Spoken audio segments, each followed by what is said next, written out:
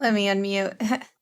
So the entire point of starting the timer was so Rick would be ready, but then FedEx showed up to pick up a pallet. So my audio's a little sketchy. he's doing that right now.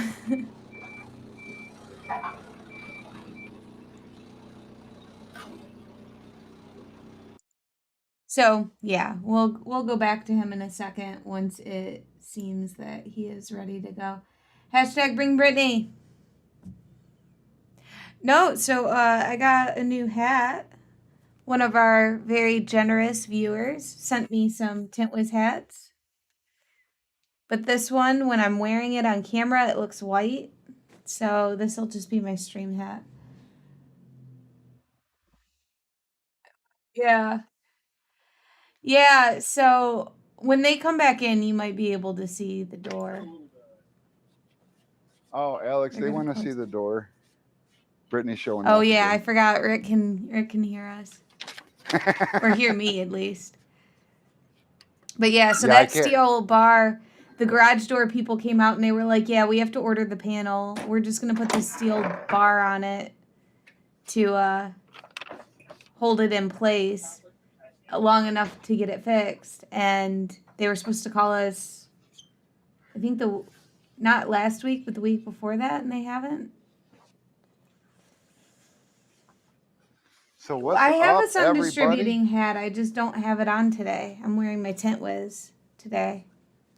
Okay, Brittany, you're gonna have to what's the word I'm looking for?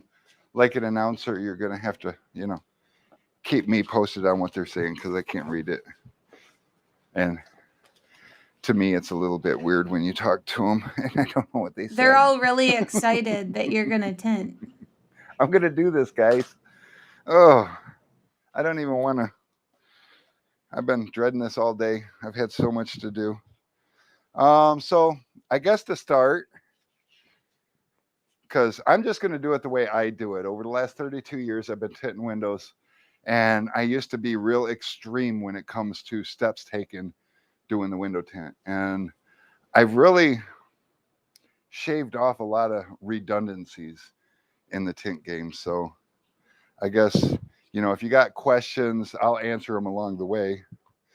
And oh, by the way, we got a new toy going to be released real soon.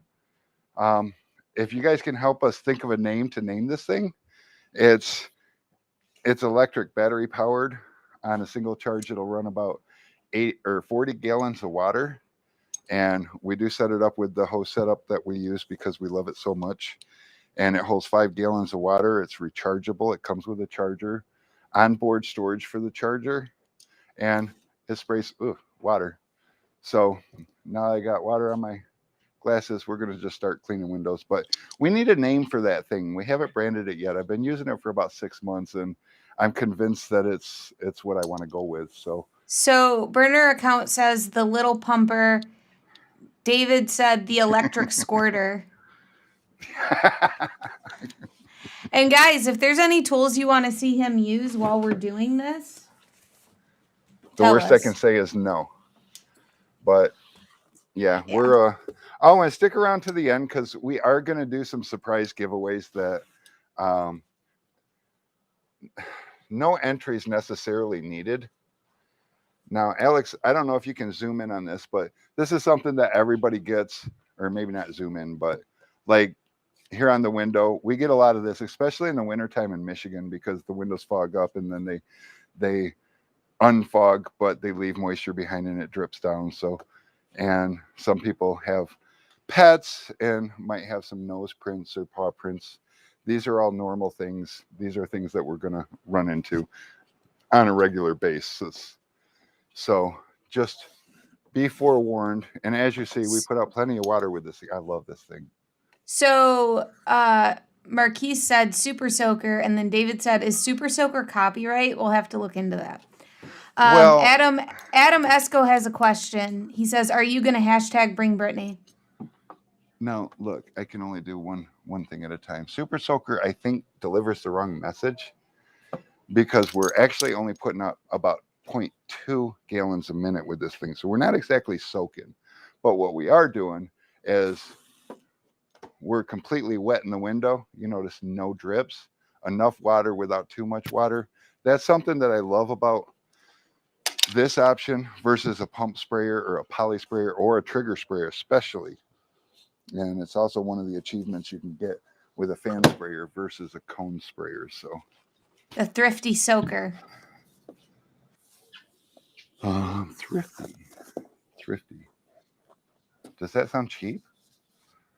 A little bit. A little bit. Adam Esco wants to know what PSI does that sprayer operate at? Believe it or not, it only operates at about 45 PSI, and it's wonderful. I've been doing kegs for years now, and I've always loved the 110 PSI. It's overkill. This thing, I use it on all my flat glass jobs and everything. I don't know. And it's probably Burner account says Robo Whizzer. Okay, I like the Robo part. Whizzer, that makes me think of a little boy standing in the corner. David seconds Robo Whizzer. Oh, okay. Well, I'm not positive on that one. And David also says fan tip for the win. Fan tip for the win, 100%. All right, let me see. And then he said Super Spritzer. Super Spritzer. Robo Spritzer. I mean, let's hybrid these things together. Charles said that he prefers 6. And then I get the gold medal at making them sad. Like, that's a very good idea. You know what's funny? I was actually just I've been thinking that Nick had a Chevy Cruze for, like, he's been with us about a year now, and I've always thought he had a Chevy Cruze. He backs this thing in today, and I'm like, dude, this is a Chrysler 200. But Charles said he prefers 60 to 80 PSI in his tank. Okay. Adam Esco says Robo Sprayer. Robo Sprayer. Well, especially with all the robot controversy and stuff around the... Sprayer's not real. It's a government spy. It's a government. It does have chips installed. You know, I'm really happy that they came to pick up that. I was a little irritated when FedEx first pulled in to pick up that, and we're like a minute from starting the live. But honestly, okay. So what we're gonna do today? Okay, listen though. Okay. Tint Mister or Tint MR like Mister. I don't like the MR. How about Robo Mister? It's supposed to be clever. Mister. Tint Mister. Master Sprayer. All right, we got to be done with name suggestions for a minute. All right. Well, if maybe you could go ahead and just jot down a couple of them that we kind of lean towards, because I mean, I've heard some cool things. Unfortunately, my mind's not really set on naming it, so there's that.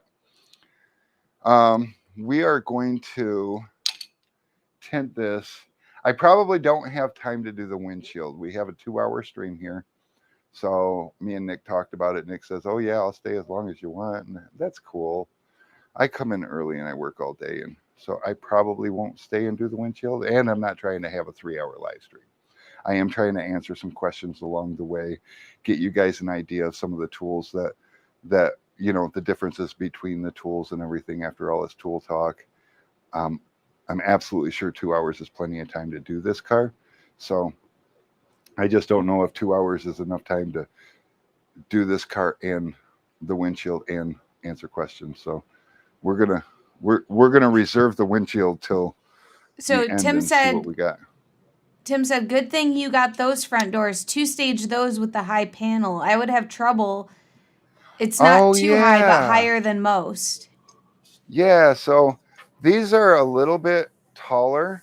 So to give you an idea, no, this is a great example of the 2-stage, because over here you've got a pretty deep over here, you've got a pretty deep edge. So we're going from my finger there to the tip of the shank.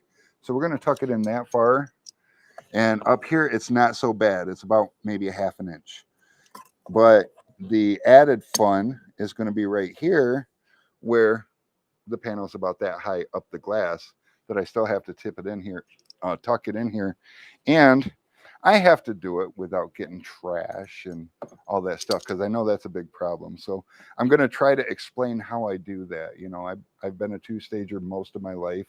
I started out taking door panels off and removing seals and just putting the film in there. Over the years, I learned how to not do that and still achieve the same results. So hopefully I can help you guys out with that just a little bit. I'm going to roll this window down because I'm noticing on the gaskets too, just stay over there for now. On the gaskets too, I'm noticing we've got a little yucky, and these are all felt. I don't tape my gaskets, but I do clean them. So over here, not real bad. So we're just going to wipe that down real nice. Over here, we've got a little bit of, I don't know what's going on here, but I do not want that in my tint job. Looks So like we're just bird going to wipe poop. that off. And Rick's gonna be hand cutting because we don't have a plotter here. Yes. At the tint shop, I'm nearly 100% plotter cut because I can. So that's just how I roll. And oh, I'm spraying my phone and everything. So one thing that I do like to do is start out wiping this top edge. And the reason I do that is, if you see the line I just made on there, it's yucky. So we're going to start out wiping the top edge.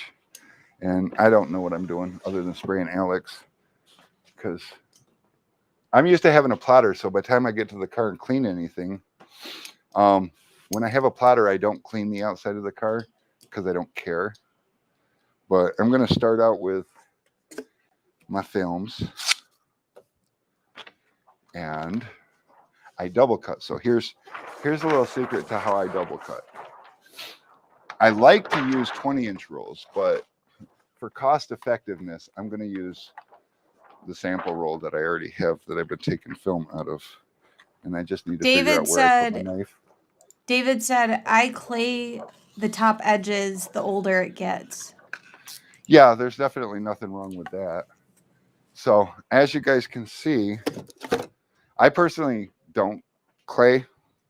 When I have a prep guy, he most certainly does clay. So there's that. But I'm going to move this over here. I got a piece big enough. And as soon as I figure out what I'm doing, God, it has been a minute since I tinted. I'm just going to wet that down real good. I'm going to fold this over. And since we cut the film here, I know these edges are clean because that's really important to me. That's the nice thing about being a tinner for so long. I'm going to go ahead and lock these together just a little bit so it doesn't slide. And from here, I'm just going to take the film off the glass. I'm going to flip it over, move that forward, and I am going to line up this bottom edge where I want it. So yes, I am going to be double cutting. I'm not going to be fighting with it. It did slide. I didn't tack it enough. Oh, and another fun fact. I know Brittany told you guys about the fact that I got a neat little device that mixes the solution for me. It's been a couple of years since I've had to mix solution.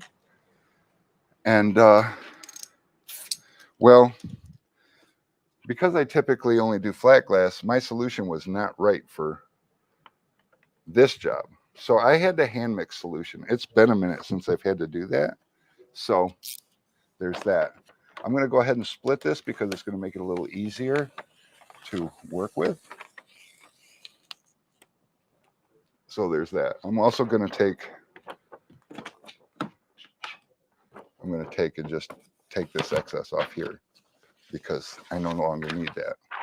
But I am going to put it back here because I'm going to use it for those quarters. So a couple things that I do different than other people. You might be wondering, what makes you so special? It's not just because my mom said so. I do things a little different than some people because, like I said, I removed a couple of the redundancies. So I'm going to put this where I want it, which I wanted it just a hair lower. There we go. That's beautiful. This over here. That's beautiful. Love it. And tack that down one more time. And let's see. A good angle for Alex. Alex, come over here. And we're going to try to do this. I'm going to get my arm in the way, so you might want to either, go down low or up high. What I do is, you can see right here, okay, you're going to stay just outside of my elbow range. I hope. We're going to try that. So we create this. What we're doing is we're sliding the film over. I don't move the whole thing back and forth. I just don't find it totally necessary. But I'm still going to create the gap because we obviously want that to tuck in there. So thing number one, take my knife, and I did change my knife. I can't get all the way to the bottom of this corner in here just yet because I've got all this excess film. So I'm going to pull this excess film out, and I'm going to leave that there. But now I can come in here, and I'm going to come down to the bottom. When I get about there, I'm going to pull this up, and I'm going to round that corner because I've done a whole lot of, and as you can see, nice round corner. I've been so much mobile working in other people's shops where they don't have the things that I would want. And we do the same thing over here. We just bring it out. Typically, I don't bring it out on this side when it's this deep as far. I only need to cover that edge. So, and you'll get the hang of this. So if I had a marker or something, which I don't, I could mark it and show you how far I'm bringing it out. But this is something that you typically get the feel for. Whew, having a good time. I'm already working up a sweat. I'm out of breath, and I've cut one line. So same thing here. I'm going to put that there. I've got my gap. I'm coming down here. I get to the bottom, and I roll that out, and I round that corner. So as you can see, now, Alex, if you can get at an angle like around here somewhere, you can see that's how far I'm tucking that. If you can see the edge of the film, I'm not sure if that's visible, but so we're just barely tucking the edge of the film. And then from here, we lift up the bottom and we drop it down just a little. Now I can close the door because I don't care. And over here, Alex, to do the top, all I have to do now is line up this edge with that edge, and I still got my straight edge all the way to the top. So from here, I just go straight up to the top, hold my film in place till it doesn't slide.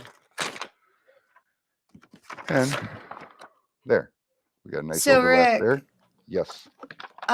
We have Nicolay. My friend, use light from inside and pen outside and cut on glass board. That is the best method. So about that, the best method is actually the one that works for you. And that's actually a great, especially if you're learning, it's a great way to be efficient. And if you have a glass board, but yeah, you can do the same thing. If you cut the edges, the only thing you'd have to cut is the top edge and then move it over to your peel board. And then you can cut this gap, you know where it needs to be. Same thing over here. It is really efficient. In my situation, Alex, if you do a little spin around, I'm in here not having any kind of a place to go cut film. And I don't want to do a lot of cutting on the surface of a customer's car because it only takes one moment, one instant where you scratch the glass and then you're buying a window. So that's one of the reasons. This is the way that I've done it for over 30 years. Top edges. I see a lot of people leave these top edges, and that's cool. What I do is I tuck these into the ends a little bit. I'll start right here. I poke through, and then I come down to the edge of the glass, And I can come all the way to there. And I can get that out of the way. Same thing on the top. I'll make a click in one direction or the other, and I'll come in and then tilt my blade until it just starts slivering that, and I'll come back here too. And now I have my top edge. And there's a pattern. No trimming necessary. Rounded corners are ready. Other than that little bit of shrink, I'm ready to lay. So I move on to the next window. And I suppose I can show you this one in real time, guys. And maybe if there's comments. Yeah, since you went through and did a slower version, now you can just do it. Yeah, so this is going to be full speed. And you guys let me know what you think. I'm not going to hurry. I'm not going to look like I'm hurrying. I'm just going to tint this window. Yeah, David, I can definitely take this footage and edit it so it's a little more concise and then give you a dedicated video just how to do a door window. But, you know, it's funny that that conversation got brought up because there's a lot of people, I'm seeing a lot of comments about like, yeah, you know, 30 plus years that he's found his way and stuff like that. Actually, Rick and I were having a conversation about a topic similar to this earlier. Yep, And just today. Somebody was upset that someone in one of the groups had posted what they felt was bad advice. And it comes down to minding your business. Well, that's essentially what I told that person. You go, you can say something like, hey, that's really interesting how you did that thing. This is how I do it and how it's easier for me. And we can share that information in a professional way. You know, but just because it's different doesn't mean it's wrong.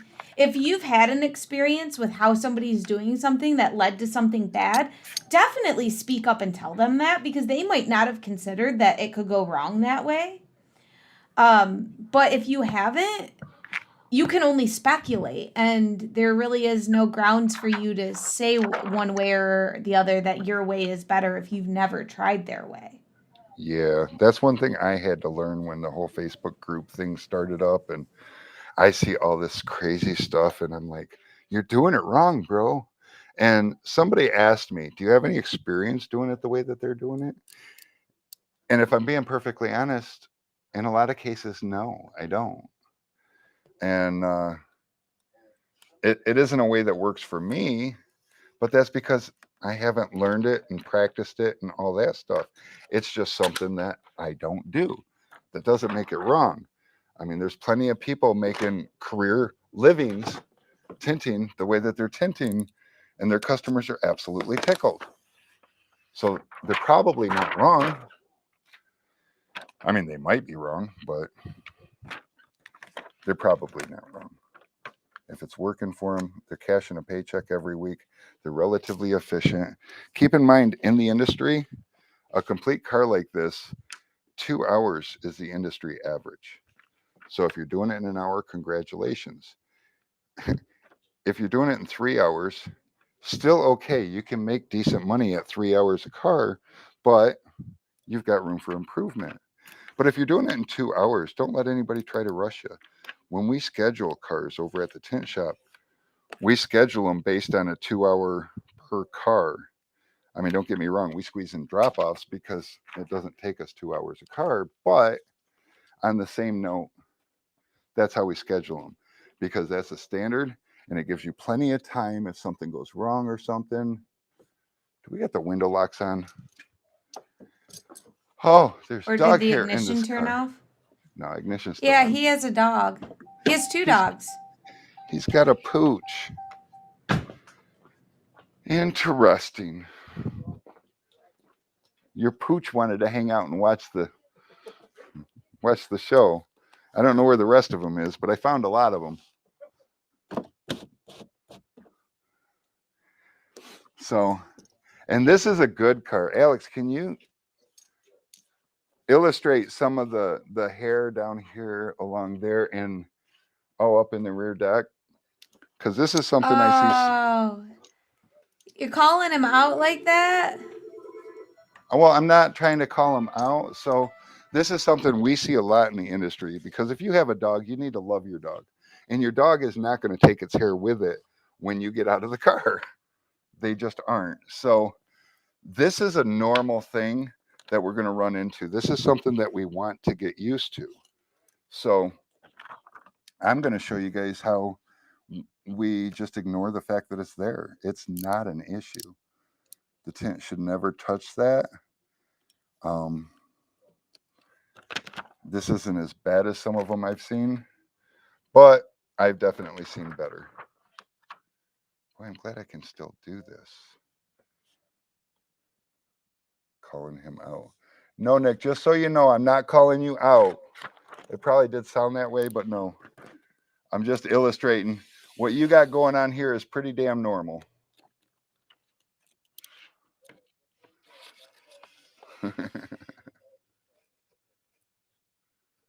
Okay, bring him down here, round that corner. Now up here, I'm going to have to re-round this corner, and then boom, that's good. All right, we'll give the quarter glasses a minute. And what I'm going to do here is just like that one. I'm going to lift this up. And what we're doing is down here, we're just creating a little bit of space down here. And I don't know if you guys have noticed, but like with ceramic films and stuff, it's a little difficult to double shrink. And the reason that is because with a ceramic film, it blocks the heat a lot. So when you put the heat here, the piece under here doesn't get as much heat as the piece out here. So this one will shrink faster than the one on the bottom, causing a bit of a problem. Dyed film, I don't have that issue, but with this, and I also see a lot of people going like this and laying the fingers out. So I got one that popped up. We're not going to worry about that finger when we shrink it. And the way it was taught to me is the window isn't curved right here and here and here and here. So we're not going to shrink right here, here, here, and here. What I was taught is the window's curved from here to here and from here to here. So we're going to shrink it from here to here. But first, let me go ahead and Alex, you can stay on this side. I'm going to go ahead and transfer these two pieces over to the other side real fast.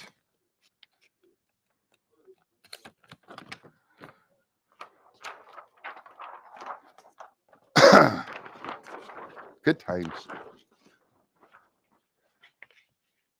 And I'm just setting these up over here exactly the same way as I did over there. I do and can double shrink these, but you shrink them a little different. You got to lift them up and shrink from under to get the other side even with this side. And for the purposes of this video, that's a difficult one to show. And I'm going to be shrinking these with a torch. So I'm not trying to show off and screw something up. So safety first. Normally I do like to shrink them all together. And if I had a heat gun, I would do that for you. Actually, I do have a heat gun. I didn't pull an extension cord out. So it was last minute under the gun stuff getting this together. But okay, so we've got this. And I don't know if you guys noticed, but I'm wiping my squeegee off a lot. That's important, especially if you're using one squeegee for everything. You pick up dirt on your squeegee, you're going to scratch the film. It's just how it is. Now, I use a Bernzomatic TS8000 torch. It's got a nice, wide, broad flame that puts out the heat really well. And I use MAP gas because hotter is better. So this is the way we shrink this. You saw the finger right here.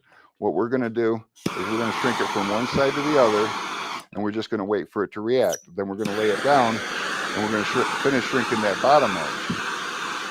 And once we finish shrinking that bottom edge, we can lift it up and lay it down. And I guess I got just a little bit right there I probably should get. Shame on me. Oh, David is very scared of the torch. Oh, I'm not scared of the torch. I'm the not torch- gonna lie. When he first started using the torch, every time I would hear that, Oh, it's very. I was like, "Oh my God, we're burning customers' cars." It's very scary at first, but then you watch him do it, and you're like, "Eh." No, it's very mild. In fact, I had a Avery research and development guy come out to the shop because he was intrigued about it. So we ran some tests, shrinking with the torch versus shrinking with. You want to meet me over there, Alex? Shrinking with the torch versus shrinking with a heat gun, and we shrank a bunch of back glasses. And what we found was after shrinking the back glass with the torch versus shrinking with the heat gun, the back glass was cooler after shrinking with a torch. Peter, that was are a- you? Hold on, I'm gonna wait. Okay, Peter, are you asking about the shrink?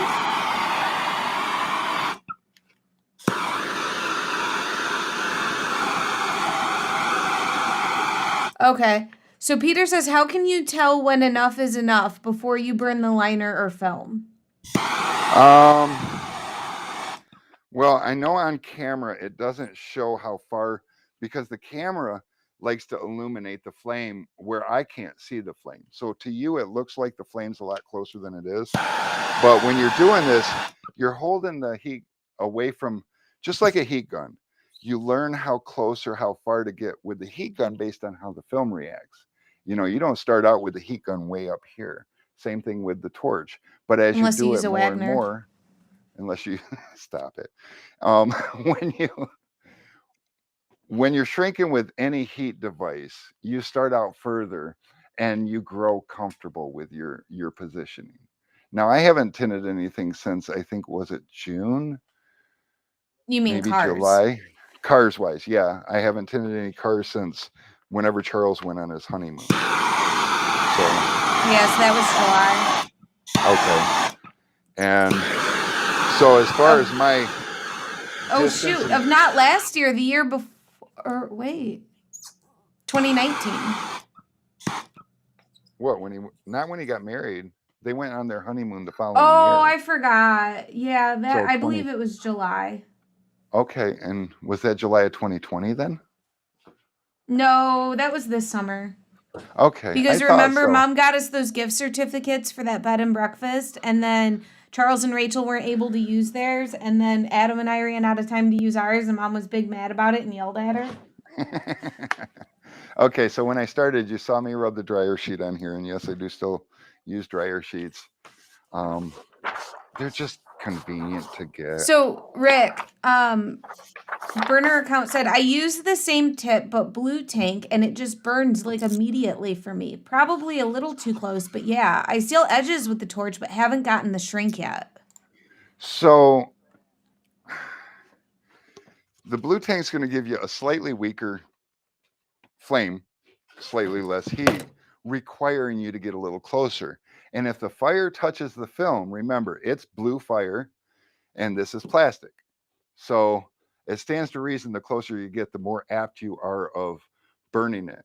That's why hotter's better, because it's throwing heat out further, meaning I don't have to get as close. Now, I'll give you a better rundown on how I shrink, because I watch a lot of videos of people shrinking with torches, and it makes me scratch my head a little bit, because they're basically using it like a oh, where's my shrinking card? I got nothing. They're basically using it like a heat gun, and I don't use it like a heat gun. So Peter wants to know, what about the green tank? so that's like a cleaner propane for camping, for cooking. It's not really, it's probably going to be about the same as the blue tank as far as temperature wise. The blue tank is a dirtier propane made for soldering. So you're going to want something a little cleaner if you're cooking, and that's where the green tanks come in. I wouldn't recommend cooking with MAP gas. I do recommend cooking. I do recommend shrinking with. What tool are you using there, Rick? Okay, so this is is it called the Littlefoot? That's the Littlefoot. And I bought, I don't know, I think I went on Amazon or something and just bought a roll of felt. 3/4 or 1 inch wide. And since the move, I haven't seen it. But It's it in a comes box in. upstairs. Oh, okay. It comes in like 100-foot roll, and it's relatively cheap. And I use it only for shrinking, because if you look real close at this edge, see how it's all burnt down and everything, and The you know, camera's you wear trying it to out. focus. Oh, camera's trying to focus. Maybe if I hold still. Maybe if I hide behind the. No. Oh well. Oh, it did it right before you moved. Yeah. Of course. course. Another thing that I do that is very controversial is this bottom edge is always difficult. And this has a brake light that you don't remove. This brake light, the cable running to it, the plug, is actually attached to the deck lid. Ask me how I know that. So if you remove it and unplug it, you'll never get it plugged back in, and you'll have to take the deck out to release it so you can plug it. It's just, don't do it. It does pop right out. It doesn't just pop right back in. So we're going to be leaving that, but I will use the edge of the trunk and just make sure that the tint is my buffer, so I'm not scratching the paint, and my blade is pointed away from the trunk. And the reason I do this is because 9 times out of 10, this cut right here is going to actually match the deck lid, so we're good there. And I'll do the same thing over here. Lift that up. And sometimes I use this for quarters also, but it is what it is. Now, this is critical. If you don't want to scratch glass and you're not using Glass Aid, which I'm not using Glass Aid, if you don't want to scratch glass, you got to remember where you clicked on your top edges. Because I don't know if you're going to be able to see this, but if you look right here on your knife, see the end of that sheath where my fingernail is, and see where that breaking line is right there? Yep. Okay, so that line where it breaks off is right where it cuts on the top edge of a window. So if I just snap one click off of my blade, that's going to cause a problem, because that next click I actually cut on the top edge with. So that's a bad tip. That'll scratch glass. So I happen to have went 3 clicks in while I was cutting the top edge, and then you're going to want to look at your thing just to make sure that you're right, because things can go wrong on a customer's window really quick, and you can't back out of it. Once it happens, it happens. It's no good. And none of us are out here trying to buy customers new windows. And I see a lot of posts with somebody scratch the window and is like, is there anything I can do for this? Not now, there isn't. No, you can replace the customer's window. And it's sad. So this is all ready. I locked it down. This is down further than I want it. I'm pretty confident in my shrinking skills. So I'm actually going to lift this back up. If you're uncomfortable with your shrinking skills, or say like you're just switching to a torch and you're like, I don't know, then leave it down here, shrink past the line, because that way, if you mess up, you got long on top, long on bottom, so you can adjust it up or down to get past the mess up point to where you might get a second chance on the same piece of film on one window. But like I said, I'm pretty confident, so I'm going to bring this down to here, this down to here. Oh, it's got that little swoop right there, but that's okay. I'm not mad at it. Take my little shrinking tool, tack that down there. And then I typically, most windows, I'll just do a 50-50 split. Some windows, like a C5 or C6 vet, I'll do like 60 on the bottom, 40 on the top. But most cars, it's a 50-50 split. You can pull on the film a little bit, and you can either move it this way or this way. And if you can see the fingers changing, you basically want the same on the top and the bottom. So not a big deal. Wish this was a Malibu. I'd really impress you. But now with how we shrink with a torch versus a heat gun, because this is kind of the critical. And Alex, I think over here would probably be better for us. So I'm going to lift this up a little bit. Remember what I said over on the doors, the window isn't curved right here, right here, right here and right here. It's curved from here to here, so that's where I'm going to shrink it. So I'll lift this up a little bit, and you take the torch basically from side to side, and you watch for the film to move.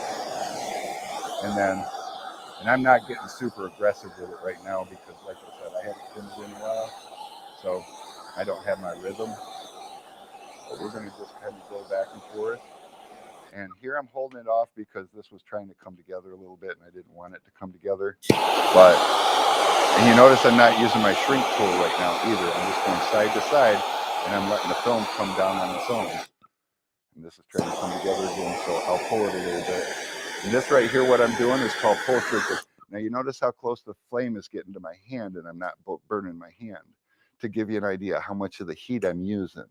I'm not using the flame, and so as close as I'm getting, I mean, don't get me wrong, if I get too close, I'll know it, and I'll know it in a quick hurry, but obviously that's not the case.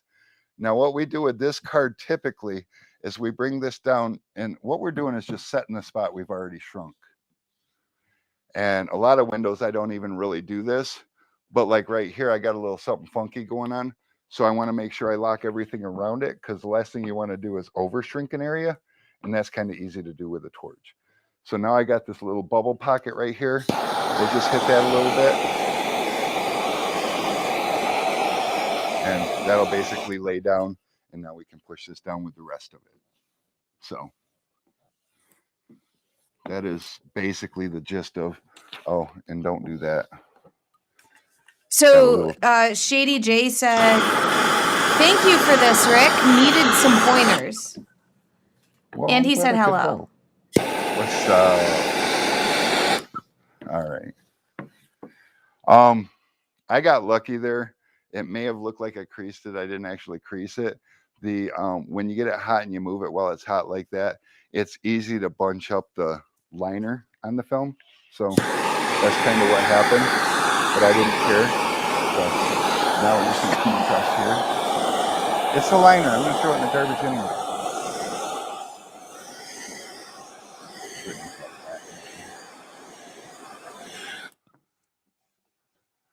Burner account said, "If you can master torching, it makes mobile a lot easier. As long as you aren't doing steamer removal, then you need no electric."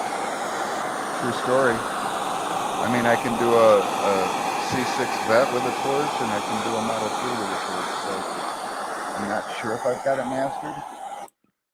Although I'm being watched. Can you tell us really quick again what tip you have for your torch? It's the Bernzomatic TS8000.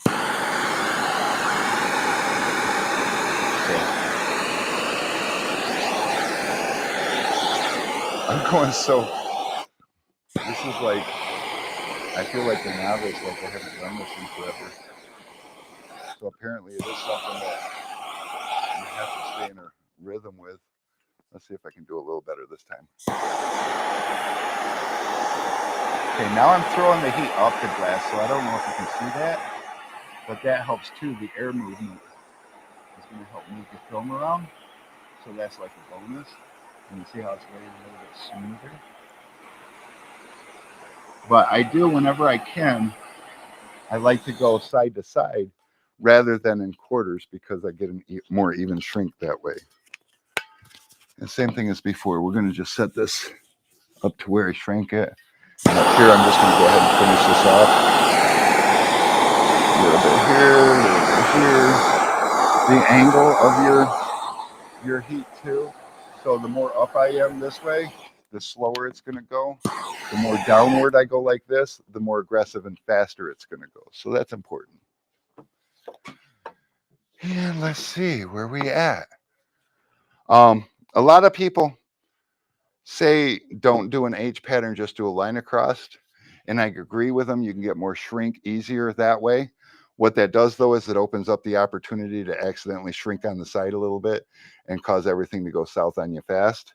So if it's an easy window like this, I always do the H pattern just to eliminate that one opportunity to screw up. So, just in case anybody noticed that. And even the hard cars, I'll start out with the H pattern and shrink until it starts giving me a hard time, and if it starts giving me a hard time at that point, then I'm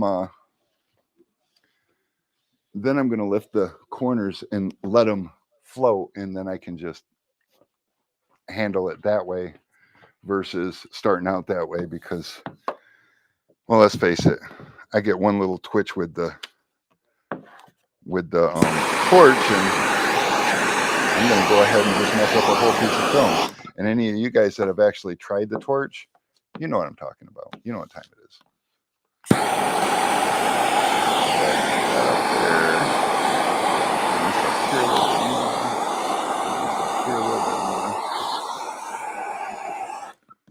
And honestly, the torch can be a lot faster than this, but it takes some repetition and rhythm. If you're doing a lot of cars, 4 to 6 cars a day, and all you use is the torch, within a couple of weeks, you're going to find yourself like super fast because you're just going to know.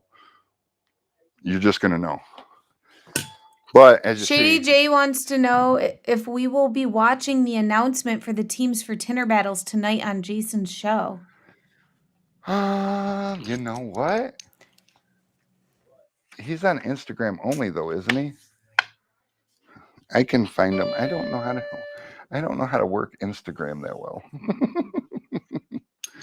Honestly. All right, so we're going to go in here.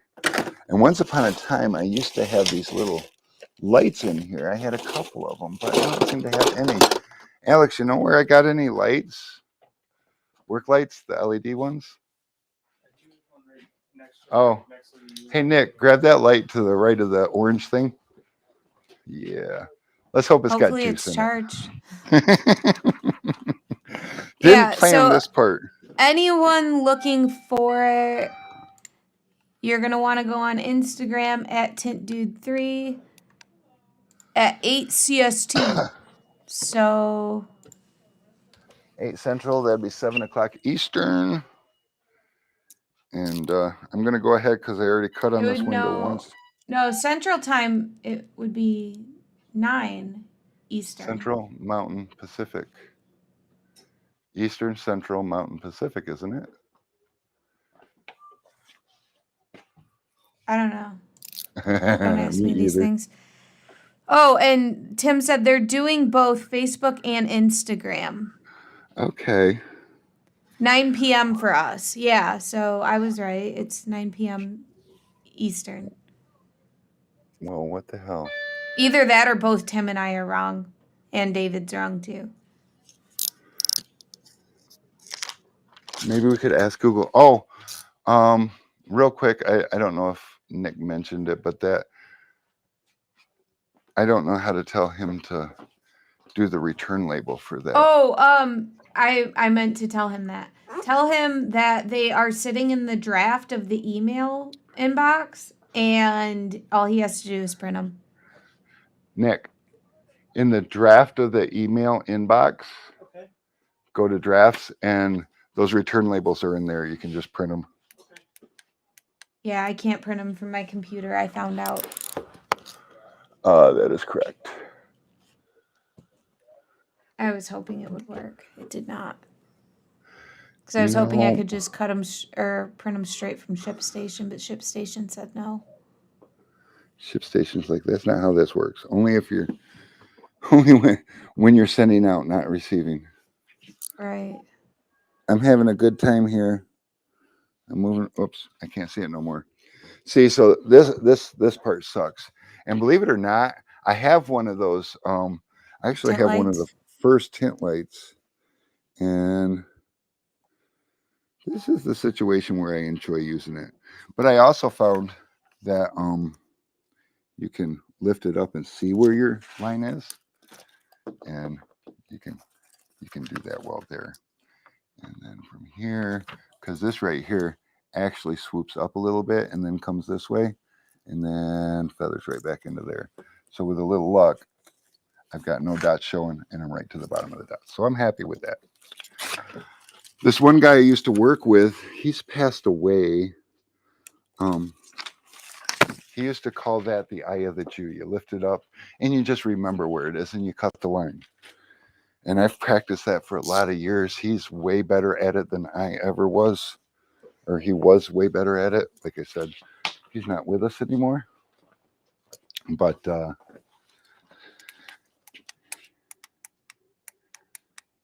okay.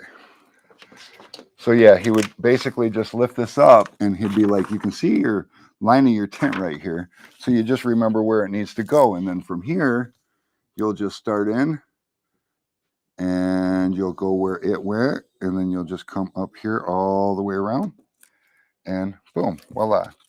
So to here, I'm about perfect, but then I started getting scared. So I went back down. So now I got to come back up. Now I happen to have enough room on the inside of this thing to tuck this, so it's not that big of a deal. I just thought I'd share a little trick that somebody taught me. And same thing here. We can go here. We can look here. We can go right up that side. Come back up here when we start forgetting. Because when you start forgetting, you get scared, and typically you will pull away from where you was cutting because you don't want to cut it more than you need to. Shady J wants to know if you have seen the bend and cut technique John Wagner uses. No. Burner account wants to know if you reverse roll or Frankenstein, and Rick Frankenstein's.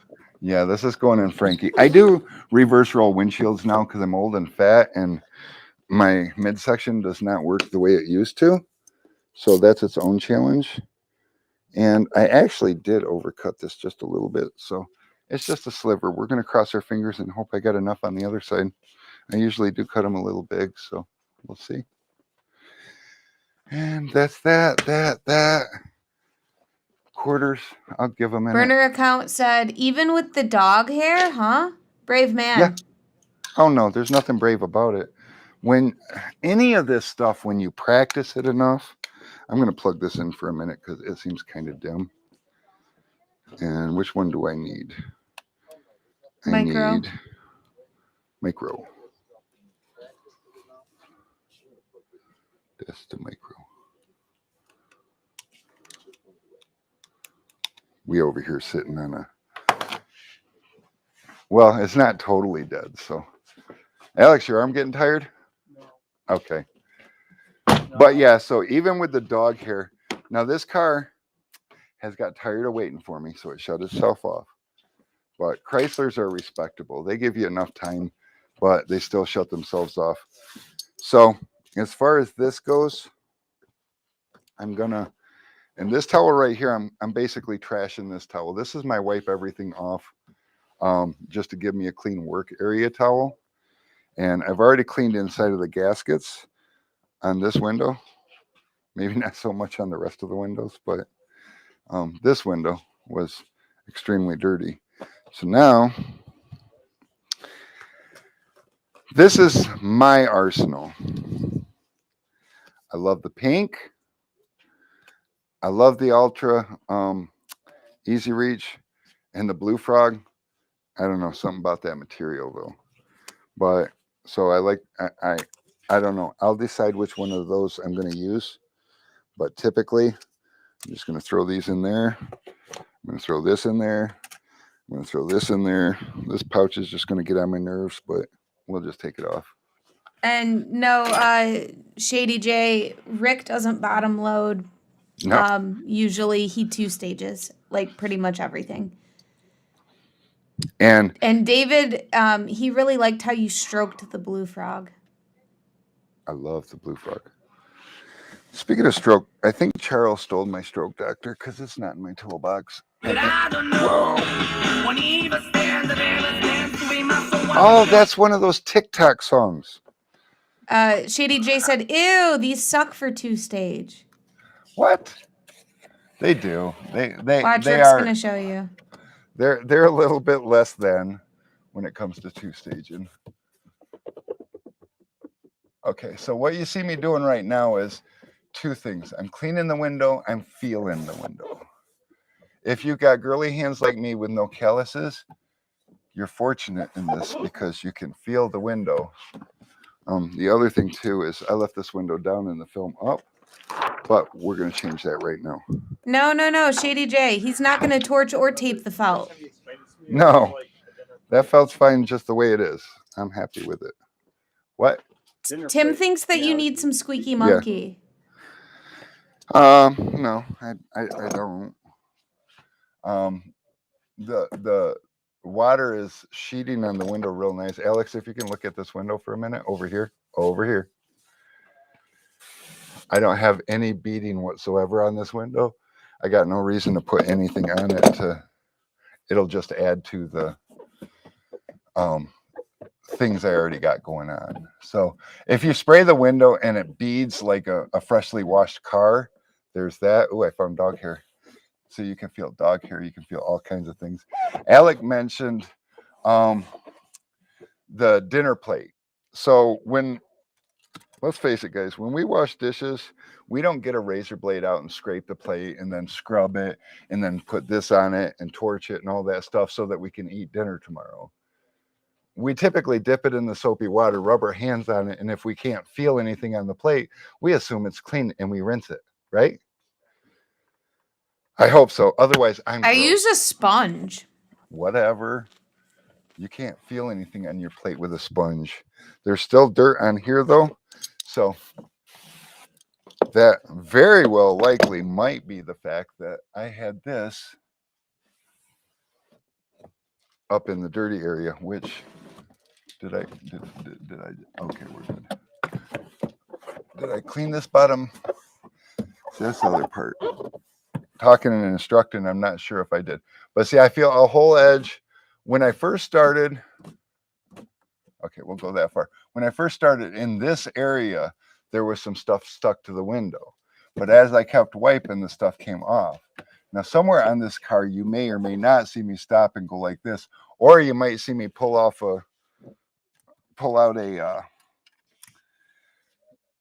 a razor blade or something to clean something that's really stuck on the glass. But most of the time, it's not really stuck on the glass. So then I'm just going to squeegee this off, squeegee this off, squeegee this off. And I already wiped those off. So my guess is if I rinse this down, rinse that down, rinse that down, give that a little mist, I'm ready to lay this door. So Tim said, and now we know why we love you guys. You don't push your own product if you don't need to. Well, and the funny thing with that is Rick used to use Squeaky Monkey on every window. He did for a minute. But what it kind of comes down to is it's a lot cheaper for us to use it on every window than it is you guys. Just a little bit. So it did come down to it. Is it really necessary? Let me stop you because this is important. Alex over here. Now, I don't know if you noticed or not, but I got this laying under here. I wetted this. I see a lot of people handle a lot of contamination is going to come from the way that you pull the tint off. I see people pick up from here. And as you can see, there's a lot of salt on this car because we get snow in Michigan. And your hands might be a little dirty from cleaning the window or whatever the case is. So I come under here, the bottom corner, and I'll lift this up. I'm going to hold it here nice and tight because, well, it's nice and tight. And I'm not touching the film at all. No chance for contamination. And then I'm also going to lift it here. And now my hand's under here. So kind of like Frankenstein, and this is just balancing on my hand. It's not a big deal. And placement is key to get a clean two-stage. So this side, I already have, I'm good. I'm going to plant my hand against the door. And I'm going to lay this here and just kind of let it roll up. And you notice I'm not fighting, trying to get this in. I'm going to get this over here just so that it's stable. And some people fold this up, some people fold it down. I fold it in and I don't worry about that spot. Because if I worry about that spot, I'm going to create me a little crease and that's no good. Once I get it back far enough, I'll pull this in. Now the front, I will pull up and fold in and then slide it back in. And then from the outside, I will, oops, I'm up a little too high. So from the outside, I'm going to pop this open, Alex, outside. And I'm going to just check to make sure that I'm fully covered there. and I'm fully covered there because we don't want any gaps. Now here's the, stay out there. Here's the secret to this not getting all kinds of crap down here. I've already done everything I need to down there, so I need to stay away from that area down at the middle portion or the fold portion of the window. So I squeegee the top edge because that's important, and I squeegee the bottom edge. Fun fact, see how my squeegee is hanging over right here? There's tint right here. If you've ever got a tint cut, this will start making sense to you. But if you rub, if the tint was up a little bit and you rub your hand over it, cuts the hell out of your fingers. Well, when it's like this and you use your squeegee like this, realize that you're cutting the hell out of your squeegee. Ever so slightly, but you are. Oh, you know what? I wanted to try. We'll do it on a different window. For right now, I'm going to use the pink, and I'm going to just swipe in there, and you notice I didn't get anywhere near my folds because I don't need to. I'm not tinting that spot yet, so I'm good with this. Typically, I will just wipe this top edge. Alex, if you want to look at this gap right here, at the top edge, over here. So you'll see I'm not a big bragger of this is the edge that I do, but without this on here, this is what the customer sees, and it's not a bad edge. If we wanted to, we could probably shift it up a little bit because my film is my solution. Oh no, we're stuck. But you got to be able to rub your fingers downward across here, and I can feel that edge, and I don't get peeling windows this way. So I'll just roll the window up. I don't stop. I see a lot of people bumping them, go bump, bump, bump, bump, bump. You're just causing this to tug over here, this to tug over here, and you don't want that. That will suck in contamination. So one fell swoop, you only get one jolt of any kind of ability to pull contamination in. Now, if you notice, I'm over here, where the fold is right out here, flat against this. This one is still up, not a big deal. What we're going to do is we're going to go ahead and pull this down. We're going to come around here. You notice how that naturally just comes out. I'm not going to worry about this because I wiped that down. And now we flush this edge so I can make sure on both edges, anything that I might have pulled in just leaves. So we're not going to have any of that. We're going to come back on this side, flush that out, and that's all there is to that. And so now I'm just going to tuck this in a little bit. And we're going to go tuck this in a little bit. This is the part that Alex may or may not be able to see for you. And sorry if he doesn't see it for you, because it is kind of deep up there in the front. And so now that I got that nice and flat, I'm going to bring the shank over here on one side. And you'll notice this is just basically I'm going to use my fingers to push the film down as I go out in front with the shank. The shank's just opening it up, and boom, we're in. So there's nothing really to that. And then we'll squeegee this a little this way, this a little this way.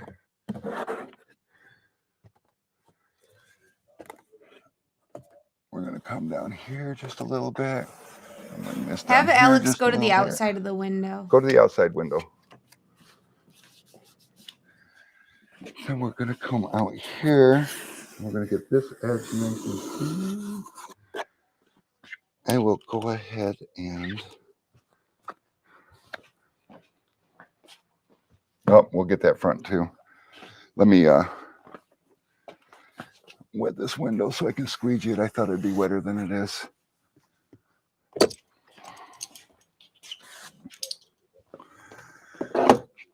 Now, like I said, it's been probably close to 6 months since I've tinted a window, a car window, and it wasn't a Chrysler 200. I don't know what it was, but we're going to go ahead and see that line right there? See the line of water? Remember what I told you about the top, how I was cutting the hell out of the squeegee? See what I mean? My squeegee was going right there. The line was right there. The line's right there. That isn't a squeegee being a piece of shit squeegee. Any squeegee out there, you can do that too. Nice and easy. It's up to you whether or not You want to. Now, the thing I love, what is this? Oh, that's overspray on the outside. Thank God. I'm trying to show you guys how to do a good 2-stage and not have any of these problems that other people have. But I also need to mess this one more time. I'm going to flip this over. I don't know how long I've used this. That's the other thing too, is tighten this only enough to hold the squeegee, because if you use the, oh, I love the squeegee, but if you use the Hybrid. whatever the hell, hybrid, that's it, then you don't want to have to stop what you're doing to go find a screwdriver to switch your blade around. Oh, and fun fact, Brittany, your brother, he loves the hybrid so much, but he's so torn, or I think he uses one side for cleaning and one side for squeegeeing, or yeah, so he's got his purposes, but so he bought 2 shorty handles and 2 hybrid squeegees. He's got one orange out and one blue out. That way he doesn't have to. And then when he starts wearing out the squeegee blade, he switches both of them. I'm like, oh my God, that's like borderline genius. So, Rick, what tool do you intend to use for your back window? Like the third brake light area? I'm going to use the green tail fin, which that's good, because unfortunately, burner account was wanting that. yeah, so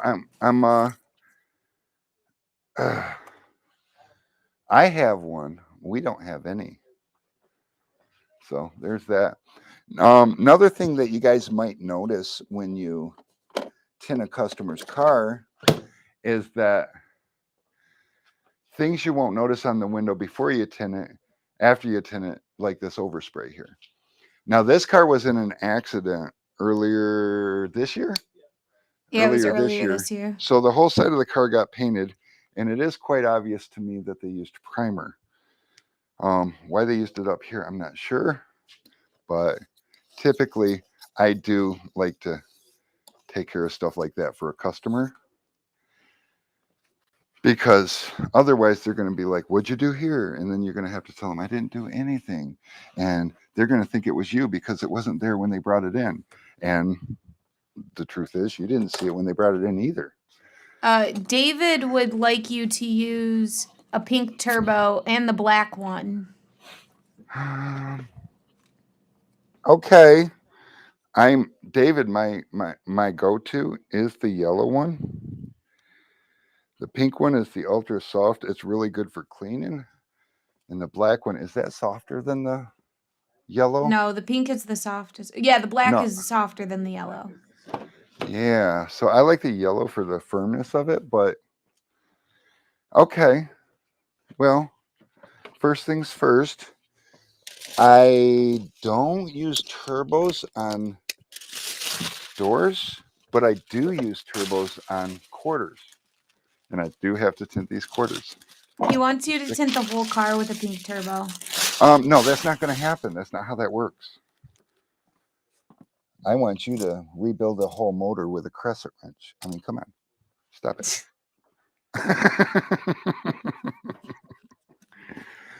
Oh, okay. We keep moving forward. What time we got? 5:15. You know what this means? This means I actually got to start laying some patterns. Typically, another thing that you guys want to, because if you're working for somebody or with somebody that works the front, and the customer calls and says, how much longer before my car's done? What do they naturally do? They come back and ask you, customer wants to know how much longer. Pay attention to how long things typically take you. For me, once everything's shrunk and ready to lay, I'm 35 minutes from done. And that includes a cigarette. So that's something that you don't shoot for, you just pay attention for. And when you know, it makes you seem a lot more professional when a customer says, yeah, I was wondering how much longer you got. And you're like, well, I got to finish shrinking those doors real quick. Everything else is done. So I'm 45 minutes from done, because you know it takes you 10 minutes to shrink the doors and whatever. Everyone would like to know what line of Helios you're putting on this car and what the percentage is. Supernova 20%. So this is the ooh thing. It's like it's like amazing. I love this film. Rumor has it, it doesn't shrink quite as well as the Nova. And that's just rude. But being honest with myself, I think that they're right. It does. The Nova shrinks just freaking amazing. And the worst part is they both got the same construction. The Supernova is just a little more heat resistant. So I guess wouldn't that it have more nanoparticles in it because it has the ceramic particles added ceramic, in? yeah. So it's got the oxide layer in it, which does reject heat, which makes sense why it would make it a little more difficult to shrink. So yeah, I get it. Got it. Good. All right. Let's see what I got in here. David wants to see me use a pink and a black, huh? Yeah. Nick, you want to go get me a 5.5-inch pink turbo? I think. That might be good. 5.5 for a quarter? No, I'm not doing a quarter with it. I'm going to clean this window with it. You're gonna do the door? Yeah, Charles uses a 5.5-inch paint to clean windows with. Now, who the hell is trying to call me? Tell me that's Billy Ayton. Paris Nelson. Huh? No, Paris Nelson. Paris Nelson. That's my cousin-in-law from West Virginia. That's weird. Don't call me Paris. I'm doing a live. So did I? Yeah, I did clean that top edge. So this does make a great cleaning squeegee. And if you only use it for cleaning, it'll always give you a streak-free. You're not going to wear this out. The top edge of the glass, unless it's a rough cut laminated piece of glass, is not really going to give you any harm. So, ooh, and did I wipe these down? I think I did not. So I'm going to, because that's important if you want to clean edge. You know what's funny? Matt Blackmer, everybody knows Matt Blackmer, right? So I taught a guy to tint who taught another guy to tint who taught Matt Blackmer to tint. So he's a couple generations down. And I was having problems with a little bit of contamination at the end, and it was edges, and it was frustrating me. And Matt's like, do you wipe the plastic on the sides? And I'm like, no, I don't think I do. He's like, try that. I'll be damned. He was right. So, definitely really enjoy the help from the generations below. In fact, the guy that I trained, the guy that trained Matt, he taught me that it doesn't necessarily have to take 2 hours to tint a car. You really can tint a car in under an hour and do a good job. Fun fact. So I'm going to handle this exactly the same way that I handled the front door. On the short side, I'm going to grab it and I'm going to pull it up, and my hand's just going to lay under here, and it's just going to float on my hand. See, even outdoors when the wind blows, and if the wind takes this piece of film over here, I've still got a good hold on it, and I can always put my hand back under it, and I don't have any problems. Obviously, outside, you got to wait for the wind to stop blowing so you can get control over it again, but you won't lose it down the driveway.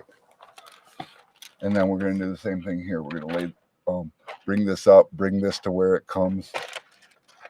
This, I'm going to try to pull out just a little bit. Back doors are a little shorter, so they are a little trickier. So I might get a fold line back here. Not sure. I also didn't pay attention to how much. The same thing with the short side. I typically fold that, and I peel from the long side to the short side, usually. I don't have to jump out to check this because I got that 45-degree angle out here.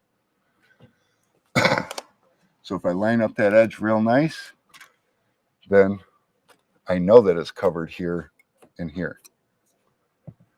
So Martin Cisco wants to know how much for your toolbox. Believe it or not, that's a free gift from Uline. And Uline also does sell it. So there's Travis that. Lee wants to know if you'll show one window bottom loading. I don't know how to bottom load, Travis. Thanks for asking. You guys just want a good laugh, don't you? Because I think most of you guys know that I don't know how to bottom load. I mean, I've done it a couple of times But bottom loading is super awkward for me because about 32 years ago, that's kind of where I started. And I was kind of pushed to learn to not do that. You know, you get working for somebody and you've got a clip here or there that starts, you know, you break a clip or a clip mount, and your boss tends to get a little irritated with you, and he's like, why do you take all these cars apart anyways? I see this guy or that guy doesn't take them apart. And then I'm like, well, I get a better job doing it this way. Like, no, I'm pretty sure his work's as good or better than yours. And then you're like, okay, so now you're faced with, am I being honest with myself? Do I really need to take it apart, or is it because I'm just not good with not taking it apart? So David said not to be that guy, but is there a gap or is that the shift? Because I always try to eliminate that even though it shifts and drives me insane. When it's down, it might be a shift. I didn't really pay attention to that. We have a pretty steadfast rule, and that is it's got to look perfect to the customer. And customers tend to look at their car after they get out of them, and their windows are either all the way up or all the way down. And so if they're all the way up, as long as there's no gap, that's our general rule. So I am not sure if that's a gap or not, because I just never checked where it was going to gap. Where was it going to gap anyway? Oh, I got a gap. No, David, you're right. Was that David? Yeah. Okay. You're right. Let's see if something shifted. Gap went away. Gap did go away. So how did that happen? Oh, never mind. I'm too far forward. Will it move? Will it move? No. All right, guys. I wasn't expecting to show you this. And maybe I set my resolution on my camera a little too high. No, that's fine. So we're going to move this just a little. Alex got a kick out of that. We're going to move this just a little bit. I also noticed I did get a fold line on the front side right about here. So we'll have to hit that with a little bit of heat and make it go away because it's no good. So we will bring this over just a little bit. And thank you, whoever noticed that. But David. When I started, David, thank you. Because I believe that when I started squeegeeing it, I probably shifted it. And so by shifting it, that was not good. Don't do that. Shifting's bad, okay? It's like drugs are bad, okay? Okay. All right. There, that's me bottom loading once it's already in. No, I tried bottom loading a couple of times. I've bought a couple of tools, and it's just so freaking foreign to me. And I'm so done with being a tinner that learning this new skill is, I don't know where I get time to practice. So David wants to know, is it an issue when it's half down? I like to check half down because crazy things, but like that's when I saw it and when I feel like it'd be noticed because I got a lot of people who like to ride with them cracked. Do I have a gap now? No, he said it's mint, It's mint now. which means it's absolutely perfect. Typically, I check it when it's like this. I mean, half down, anywhere in here. So your shifts happen at 2 points, either when you start going down or when you start going up. So if I roll it down and it shifts going down, then it's going to ride forward all the way down. And then when I go back up, it'll shift back. This is the opposite. So it shifts back when it goes down. Actually, it shifts in all. There we go. That took me a couple of tries. So I do, technically, here's what you got to ask yourself. On a window like this, do you cut it that extra and have to tuck that extra in? This might be where bottom loading comes in handy because you can tilt it in and then bring it up, and you don't have to fight to tuck it in there. Or maybe I could have tucked it a little further, but I don't know. I lose points, okay? I'm not winning this tint off this time.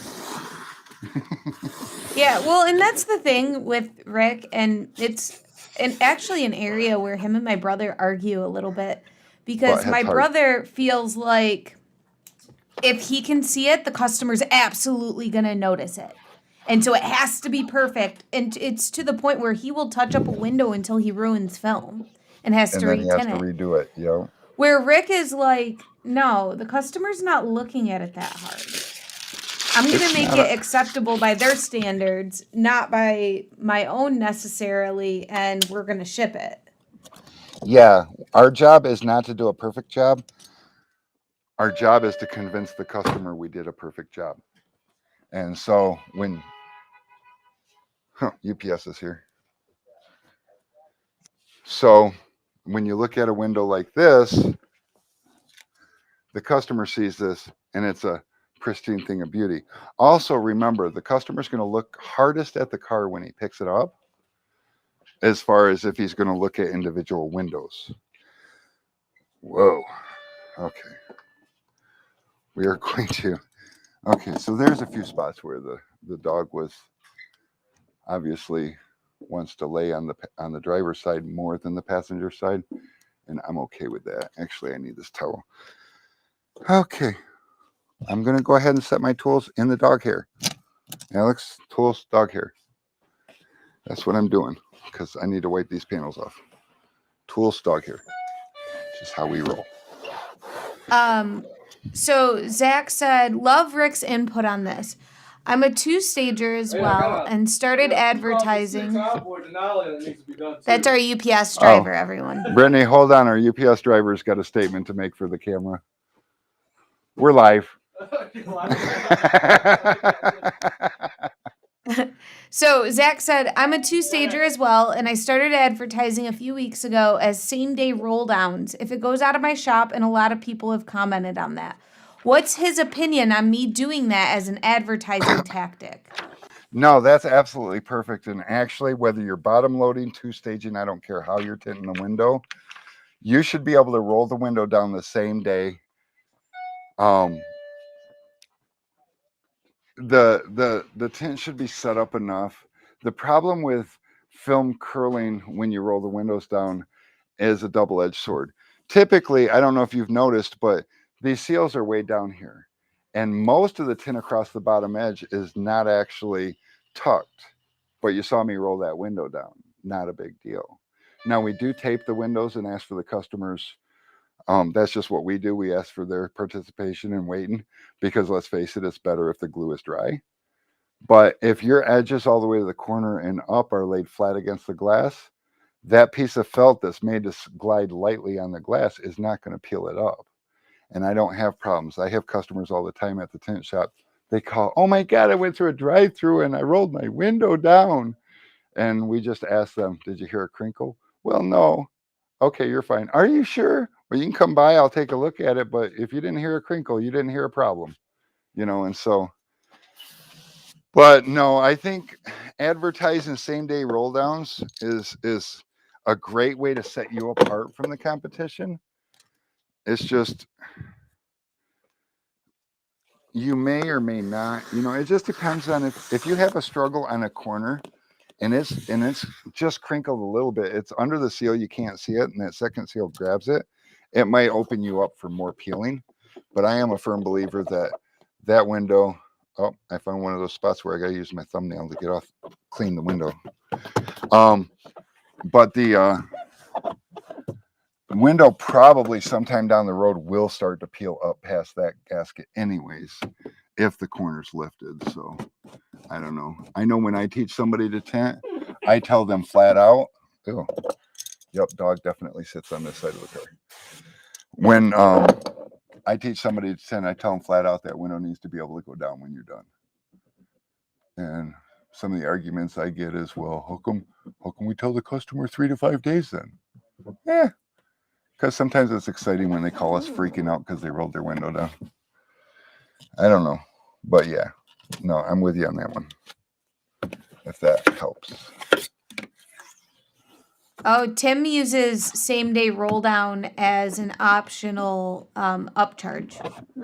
Now, I like that too. Simply like that, just because of the fact that, well, it's an opportunity to sell something that you take pride in. And you should. That's knowing your worth.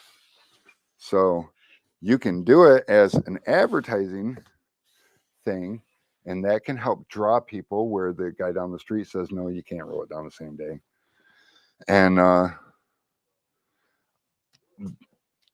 like it. You know, that's like us with dot tricks.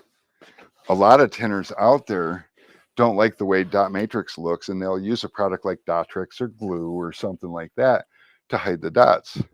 We made a poster. Actually, we did a video a couple weeks back about it, but we made a poster showing the difference between with dot tricks and without, and we sell the value of it.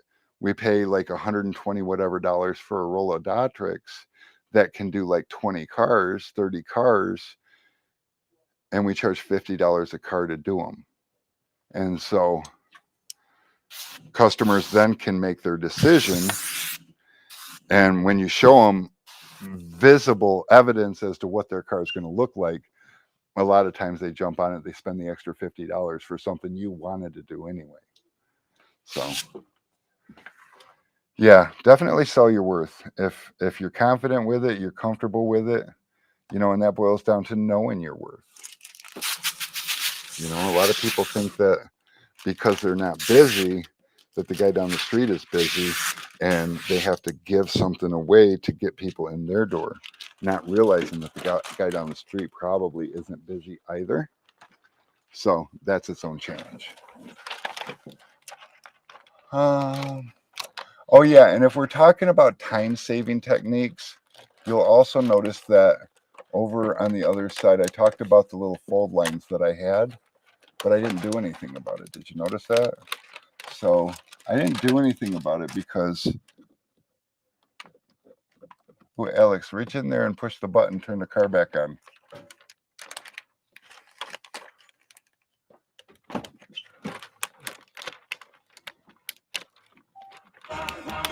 Now push the mute button.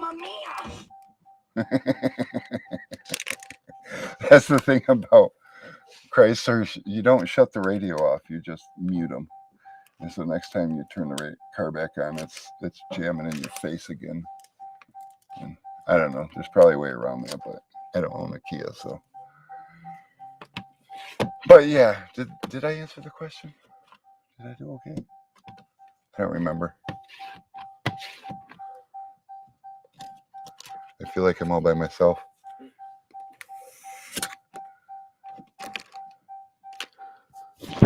My microphone's still on. I don't know. I might have lost Brittany. I'm flying blind now. She probably went to the bathroom. I suppose that's possible.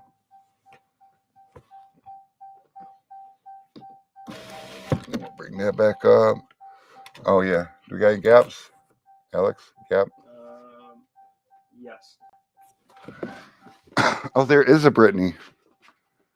You didn't tell me you'd be right back. I'm over here talking to you. Okay, so we're gonna just bring this over just a little bit. Damn it. Okay. So if you're asking questions, Brittany, we'll get to them here in just a minute. She had to go get her a pop, a soda. Oh, and she had to do that other thing. I'm not going to tell you what she went to do. She might tell you. You'll have to ask her. Okay, so that is cool. So what I saw on this one is it did shift. This time it didn't shift while I was squeegeeing it. Shifted when I rolled it up. And that'll happen sometimes if your soap's a little too slippery. And my soap is a little too slippery. So, but like I said, I mixed it all by myself today. Good? Got it. Crispy? Is that the word you kids say today? Frickin' crispy. Like Kentucky Fried Chicken crispy. Wait, before you do that, Wesley Tyler says you have the gap again. Oh, it's okay. I got to recut this one because when I did that, it bunched up. So I will show you guys like right here. I don't know if you can see that. Got a big old crease right here. So that's not good. We can't do that. So we're going to redo that one because I broke it. And obviously, these windows shift a little further than we like, so I probably ought to tuck that a little further. Here's the other thing to keep moving, because messing up a window will kill time like you won't even know. So you look at a situation, decide whether you can fix it, and be very decisive. In your gut, you know if you can fix it. And you also know what time you have to work with. So with that, the gap, yeah, I could work that out. Now this window seems to shift a little more than the other one did, and that's poopy. That's not normal or common. Usually the window acts the same on the driver's side as it does on the passenger side, at least in my experience. In this situation, it's not, but that's irrelevant because while I was shifting the window back, I creased it because I wasn't paying attention. And so seeing that crease was just a very obvious, okay, move on, next window. I'll come back to that one. I still got to do the quarters, so I'll put those in the same category. So right now, my biggest concern is getting to that point. I know you guys want to see me get to that point. And it's okay. It's probably because I didn't use the pink cleaning squeegee on that window. I forgot because it's not my go-to. Although I don't hate it. I don't know. I'm not mad at it.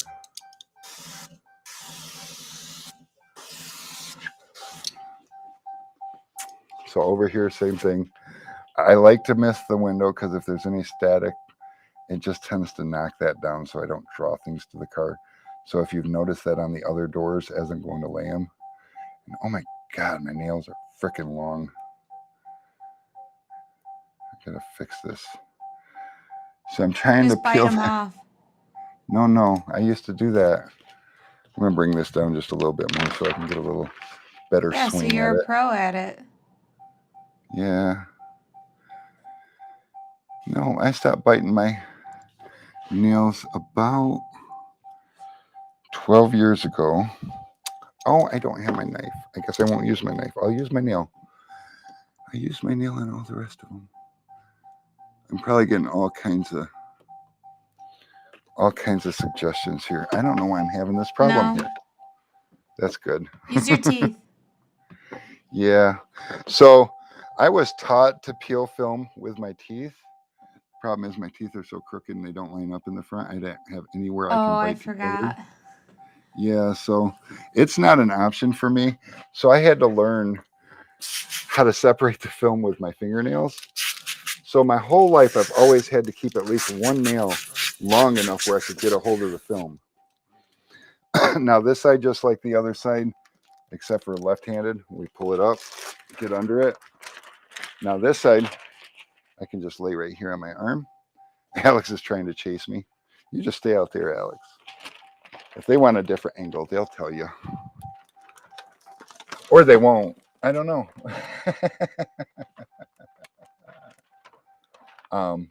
But yeah, so David wants you to yeet the film again. Eat the film? What? Yeet. Yeet. What does that mean? It's like throw it, like yeet it. Get it out of there. Oh, are you talking about when I was talking about if the wind blows and you're outside and it flies out of one hand? Is that yeeting? Oh, okay. Well, you yeeted the film on the other side. He liked it. But now it's too late because you have the film on the glass, so. No, see, that's not a part of window tinting. That was just showing you why. Never mind. We don't throw that into the tint shop. That's just not, there's no purpose to do that. We try to stay purposeful and deliberate in all of our actions. Hope, and I'm going to have a little crinkle on I the feel side like on you this pulled one. that out of the big book. What? This? That sounds like big book talk. Yes or no? Good. Okay. They don't need close-ups. Just yes or no. Oh, you're good. Okay. Close-ups was the other side. This side is I'm running out of time. Just got to tint the car.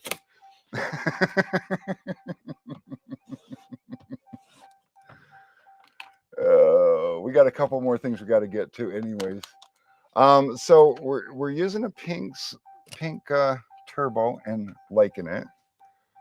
It's awkward to me because I'm a one squeegee kind of guy, and I just replaced the squeegee blades. So I don't know, but I'm definitely not mad about the way that works. It works well. It actually works better than my handle squeegee for that. Yeah, I think it's the angle it's cut at, like in the body of the squeegee. Well, and it's a... Hey, Matt's here. He said, this style looks awfully familiar. What's that, Matt? Look, I'm just doing what my followers told me to do last week. They told me that I should install film using the tools I sell. Or no, actually, they asked why I don't. And although I had what I felt was a good idea, I was like, you know, Nick's car needs... Oh, wait, Matt, I have a Nick too. You have a Nick, right? Matt did his Nick's car on stream too. That's exciting. I think his name's Nick. Nicking. Actually, I don't know if nicking is something you want to be a part of in tinning. I don't even know what that is, Brittany. I think you're making stuff up and trying to make me buy into stuff that ain't real. I can tell you it wasn't real in the 80s. Nicking. Kids, ever since the Tide Pods, you guys have been off the chain. That wasn't us. That was, what are those called?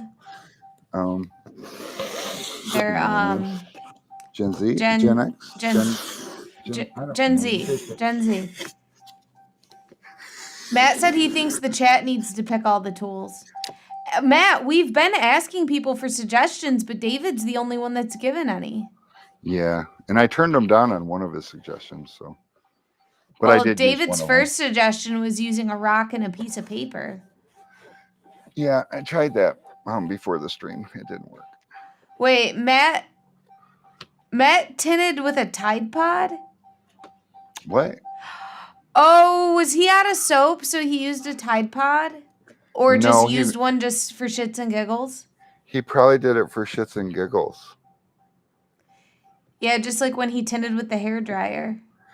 Oh, Matt, fun fact.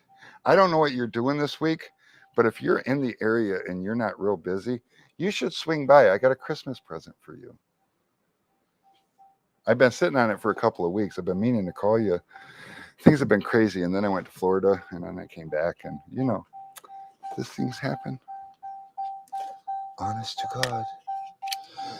All right, so we're going to go ahead and shut this car off because we don't need it on. I'm going to close this door. Alex is going to come over here and get comfy. Hey, Rick. And try, David wants you to use the largest squeegee you have for the first swipe of the back window. Okay, so we're not... What's the biggest squeegee we have? The 18-inch? No, it'd probably be a toss-up between the Titan and the Reach. Oh, I guess the Reach probably then. Because I don't think that the Titan blade... I think it's probably right around the 18-inch. Nick, you want to go get me a Reach?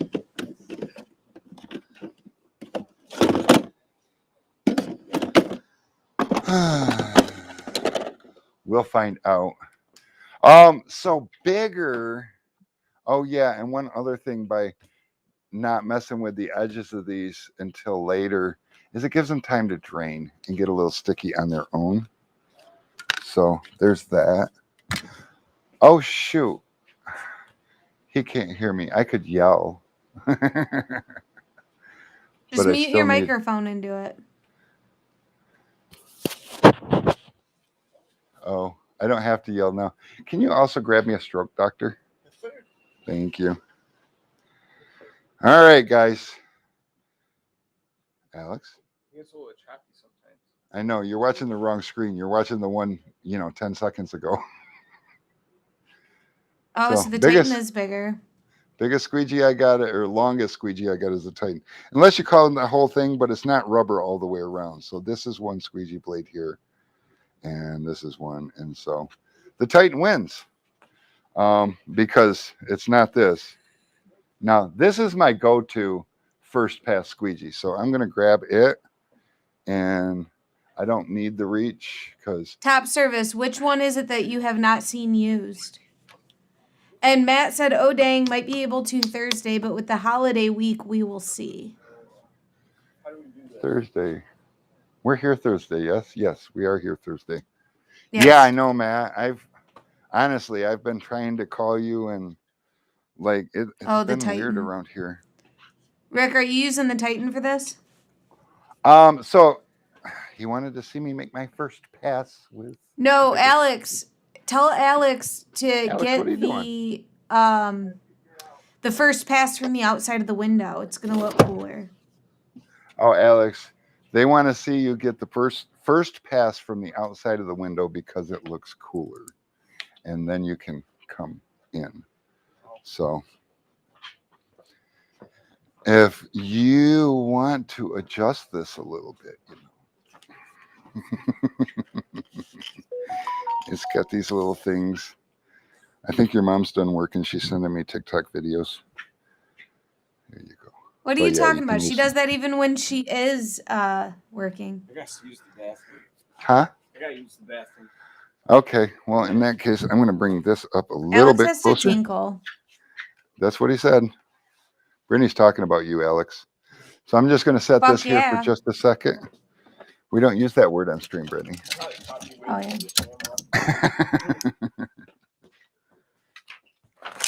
Matt said, aw, he's got a dry shrink prep license. Who's got a what? The license plate holder. Matt said, aw, he's got a dry shrink prep license. Oh, well, okay. I don't have one. And no, Rick doesn't dry shrink with baby powder. He uses a dryer sheet. No, and I stopped David wants to know, do you have like an 18-inch block blade? Yes, we do. Like, what's the largest block squeegee blade? So the black squeegee is 12 inches. Wait, we're hearing you twice. Never mind, it's gone.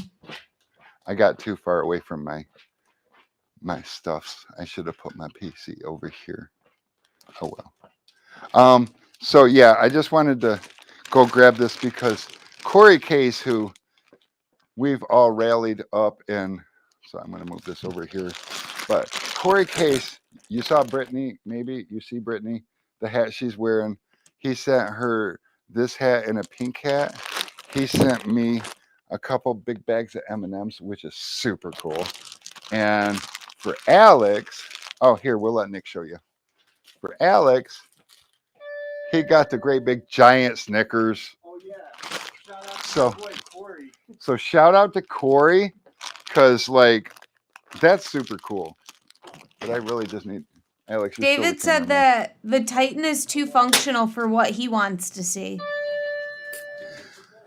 David, just use your words. Tell me what you want to see. You want to see me mess up the back window, don't you? I can see where this is going. Or are you wanting to... I don't know. That's weird. I can't lay this until I clean it, right? Right. Guess what I don't have? On the back windows, a lot of times I will clean them with something. But today, Alex, you can come around here because we're going to talk about cleaning the back window. Can I take the phone off the thing? Huh? Can I take the phone off the thing? What do you mean, can you take the phone off the thing? Or should I just go like this? No, not like that. You can take the phone off the thing. Don't drop my phone. I'm dropping your phone. God, if you'd have pulled it out towards you, I think it might have. So, headrests, if there's headrests in the way, we do like to remove those. So, and this one's really easy because it's got buttons on both sides, and you can just release it and pull those out. Now I got space for all here so that I can get in there. And if Alex, you want to get in there and re-illustrate all that nice dog hair, so that's what we do there with the dog hair. We tint right over it. Nobody will know. They'll never know. Alex, you're supposed to say they're gonna know. We're gonna know. They'll never know. How will they know? They're gonna know. This TikTok thing, you know, I used to, for a year, I watched my wife just go stupid on TikTok. Just hours and hours and hours. And I'm like, you are just melting your brain. You need to leave that shit alone. And she's like, no, it's funny. And I'm like, that's not that funny. One day she actually finally, she'd send me TikTok videos all the time. And I'd be like, yeah, whatever, don't care. Well, I saw the thumbnail of one she sent me and I was intrigued. So I was like, what? What did you do? And I watched it. And the next video up looked like something I wanted to watch also.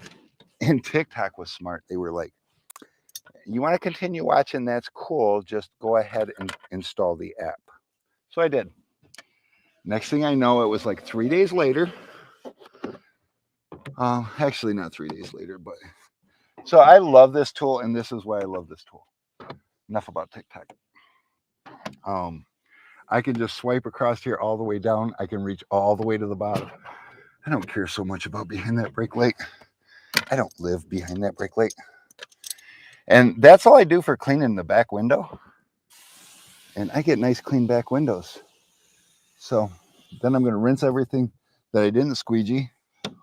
One reason a lot of people get contamination at the bottom of their window is if you got especially a deck lid that's aged like this one, if you put your tool, like a lot of people like the Titan, so you take the Titan and you shove it way down there and you squeegee, this rubs on that carpet, and what does it do? It flings stuff back up onto the window.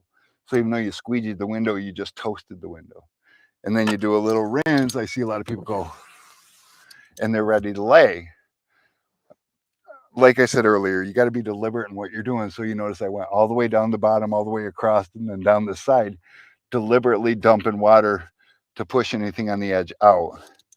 And then I just kind of lightly missed the other side. Now we're going to jump out, and we're going to Frankie this bitch.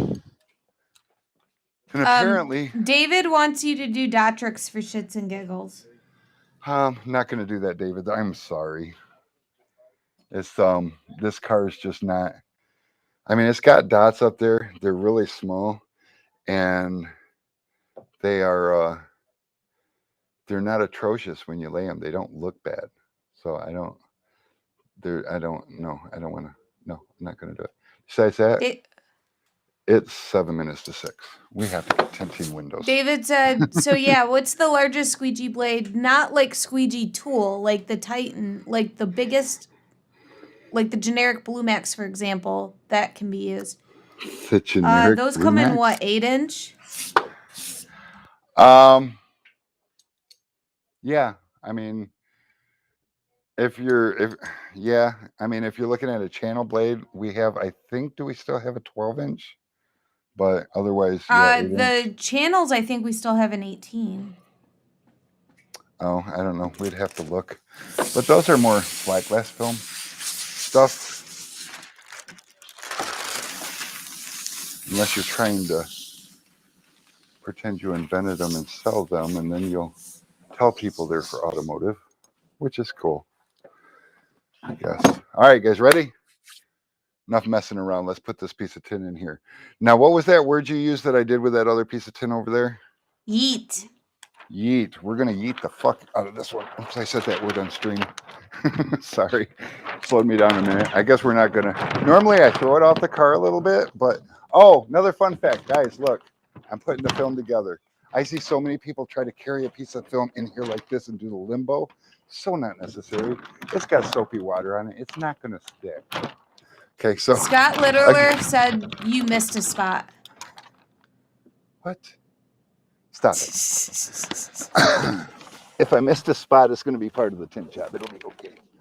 So now once you get in here, I'm leaning back. You see the tint is clear of the seat. I can pull this. You notice how the corners are folding up. That's good. And we bring that in here. And we set it up against the glass.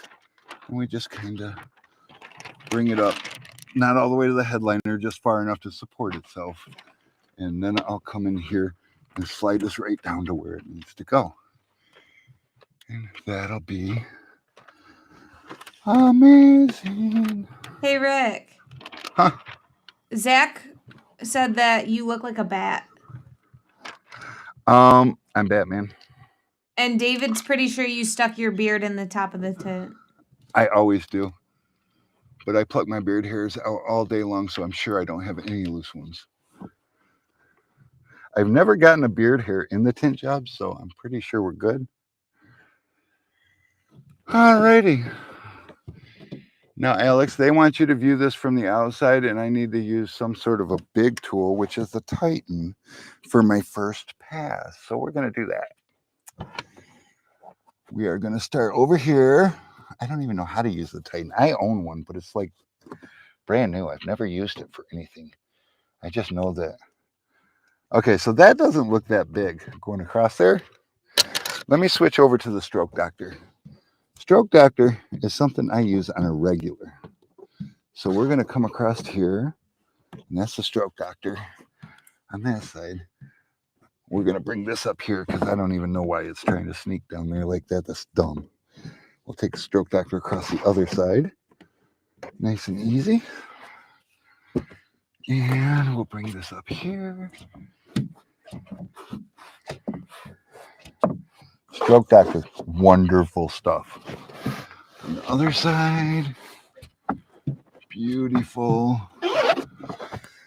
Then down in the tail light, I'm going to use the green tail fin, and this is what I love about this. Watch this, guys. Across there, one swipe, across the tail light, gone. Isn't it amazing? And then I'll grab my hybrid, and I do a final pass, which you guys probably won't see too much, but I get all that excess water out. And hopefully everything was good. I'm pretty pleased with it. Are you guys pleased with it? I thought I had a bulldozer. I do, it's out here. Most of the time I don't use the bulldozer, but I like to have it just in case. They want to know, what's your own personal secret for shrinking the rear window? Personal secret? I'm not sure. I like to go side to side. Howard is asking you, do you ever turn on the rear defroster for your final wipe down? Not on a Chrysler 200. On a Dodge Charger or a Challenger, I would. On some older Lexus, I would. Hell, even on one of those ugly, well, I shouldn't call it ugly, but one of those Mustangs, I would. So, all right. So, I left a little bit of water in a spot, which is why I'm out here wiping the window so I can see that. It just means I missed a spot. And Alex, if you want to go around that window and see if you can find any doggy hairs or anything. And yeah, Howard, it's because on those cars the lines are thicker. That's why he turns them on those cars, but not all cars. 100%. Alex is, in case you guys are wondering, he's looking for doggy hairs because there's a lot of doggy hairs back here. He says he can't find no doggy hairs. Not yet. Not yet. I mean, when it dries, you see all kinds of shit. Stuff, things. Things. So next week, we will look at it dry. How's that? Okay. Because it'll be here. Alex, that is a big freaking... Look at this, guys. Alex started eating it. I know, I bit it on camera. Oh, did you? Yeah. That's freaking nuts. Oh, my God.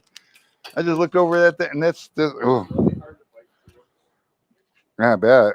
They're not made to be... What was I doing? You guys are confusing me with Snickers. And I see my bag of M&Ms there that I can't eat because I got to tint more windows. Okay, so... David said he saw a fuzzy in the top right. No, you didn't. David saw a fuzzy in the top right, he said. The passenger side top?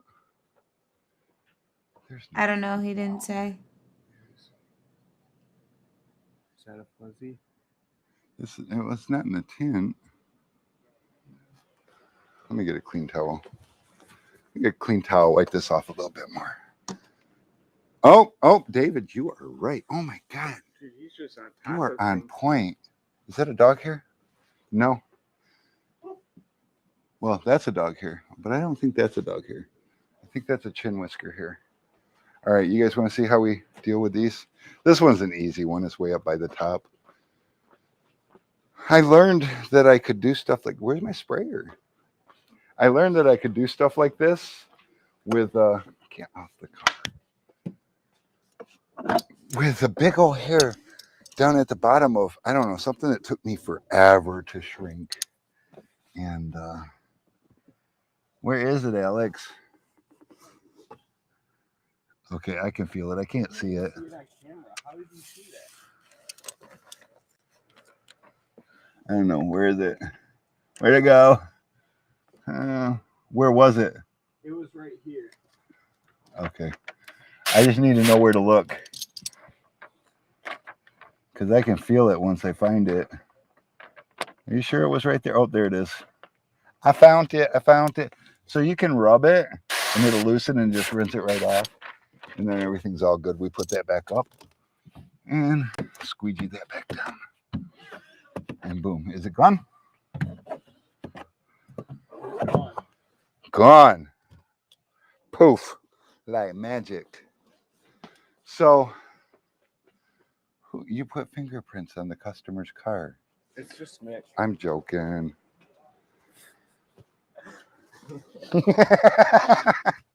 I don't know what was said. My headphones are like noise canceling, so I can only barely hear what's going on out here. These guys keep laughing at me, so that's fun. All right, so let's do the quarters real fast. Show you guys another little fancy trick I do with quarters because I'm lazy.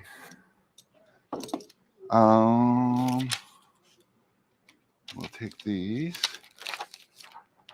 Actually, maybe these. No, not these. These will work. These will work. So we're going to stick these here. I think. Oh, yeah. Yeah, we're going to stick these here. Spray under here just a little bit. No. Okay. Bring this up here. Cut this down here. Because somehow I didn't cut that already. Not mad. Not mad. Don't cur. I need a squeegee. There you are. See, that's my baby right there. I enjoy it. Ooh, look, another dog here. But it's okay because they ain't gonna bother me. We're gonna take this right here and we're just gonna cut around this. And then we're gonna come back around here. And then just continue to go around here until we get to the bottom. So now once we've done that, tell it no. Once we have done that, we're gonna go ahead and line that up. Grab my squeegee again. And then we're gonna do that other thing that we're doing. And we're gonna see that line. We're gonna cut that right along there.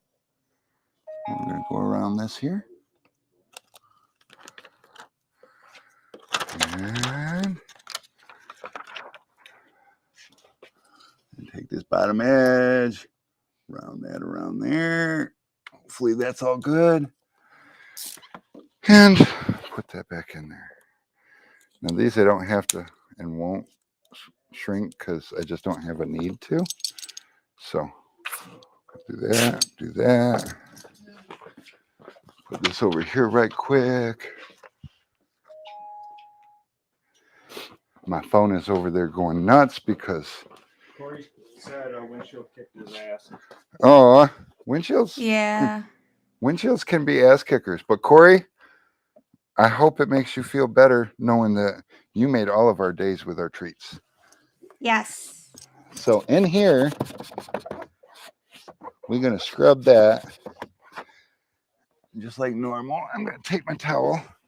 I'm going to wipe the outside of the plastic because, again, that's what Matt taught me to do. I love that. Then I'm going to squeegee this window down. Then I'm going to rinse the edges.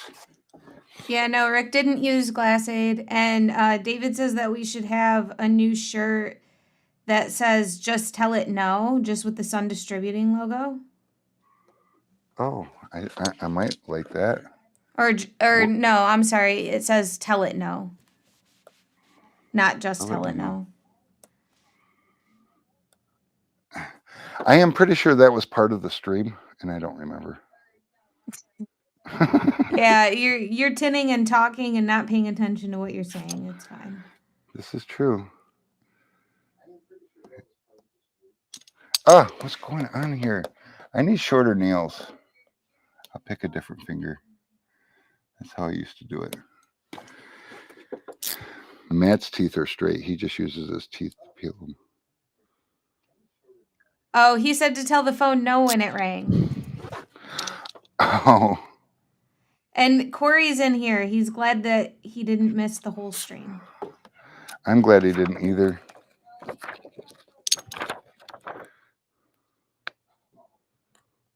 Oh, isn't that curious? All right, so this is going to go on that side. I cut these ones backwards, but I'm not mad about it. Nobody cares. I'm going to put this one over here. That's why I couldn't peel it.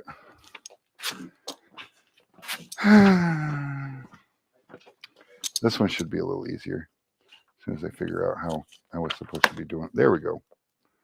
Yeah, so now I should be able to just grab a hold of this and peel it down. Oh, look at how much easier that works. I hate life. I don't hate life. I love life. Matt, I messed up a door on stream. You didn't see that, did you? David said rookie.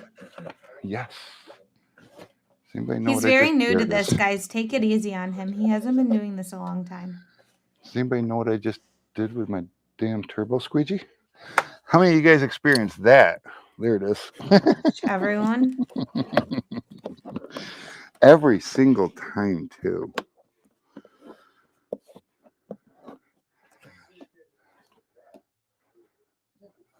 There we go. Now we're going to go over here and do this one. You should do this one from the inside, Alex. Yeah, go over to the other side and stuff. Yeah. He makes me feel like a customer hovering. I'm not used to being on stream with a camera person. I used to take videos of myself with a tripod. It was different. Okay, so that's how I clean a quarter. That's all cleaned. And then we do that. And we bring this up. And we bring that up. And then we rinse all that out the edge, in there. And now we take this guy. We'll throw that in there. We bring this guy in. You know, fun fact, back when I was tinting still, Alex was my prep guy. True. And he was good. And I made him clean much more thoroughly than I do. Yeah, I mean. Same results. But he was new. And now he tints windows on the side for friends and family and the occasional person that doesn't know any better. And he says, yeah. So that's cool. He's got a well-paying hobby, I guess you could say. Yep. Not always well-paying, but it's still David fun. said, I had a customer mail me back a tool I forgot at his place, and I felt so bad about it. Well, you want to tell him about Alex's tool he forgot in the car and Derek? Oh, yeah. So we got a call. One of our customers that works in the same area as us, Alex was unable to finish this car. So the customer brought it to him. And he found Alex's pink clean in the car. And then for like 8 months was like, oh yeah, I need to bring that to you guys. He finally brought it. It was amazing. Yeah, it took a long time for him to remember. But he did But eventually. for whatever reason, he didn't carry it around with him in his van. So he had to remember to put it in his van when he knew he was coming here. So like a number of times he actually just lost it, and I ended up getting a totally different TV. But it's all good. wait. What happened? Oh, he lost it? Yeah, it was a pink clean, but he gave me a clear crush. And I said, it's Oops. okay. Everybody hear that? That's awesome. So I'm gonna take this piece of tint over here and just set it aside because nobody cares. Double installed film, 1 extra dark window just because. Yeah, let's check with the customer on that. See how he feels. No, I'm thinking that the customer's probably the one that requested he do that. No, he isn't. I don't think that the customer would be like, yeah, do that, like just for funsies. Yeah. Customer's kind of like really super tickled because I am not charging him for this wonderfulness. And that makes Customer him really is happy. wrong, I'm right. Always. So yeah. Fun fact, Nick is never really been a part of the window film industry, and he's never had a car with aftermarket tinted windows. So this is like a pleasure to kind of offer him. Now, keep in mind, guys, when we're redoing a window and we remember there was something off about the window before it, we not only want to redo the window because I creased it, but I want to fix that off thing. So we had over here, oh, I got some dirt in the film. Over here didn't have enough gap. So I'm going to go here and here, get that out of the way. We're actually going to give this plenty of gap this time. So it is not David going to be said an ceramic issue. right out the gate. Man's living large. He ain't afraid to spend money on things that he likes. So that is that. So you notice I cut the end that was short first. Okay. That way I could check it to make sure that my gappage was correct, or at least where I wanted it to be.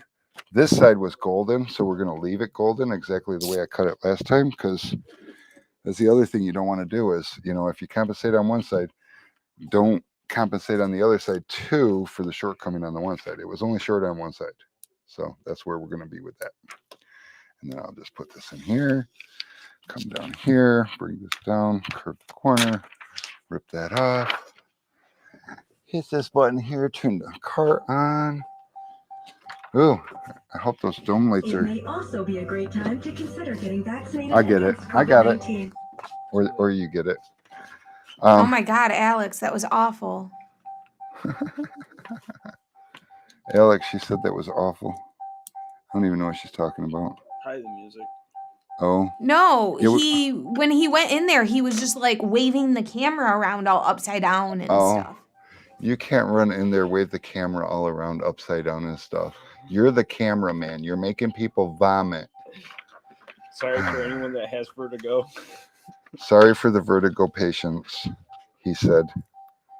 Top Service said, Rick, you got the right side out, LOL. I hope so.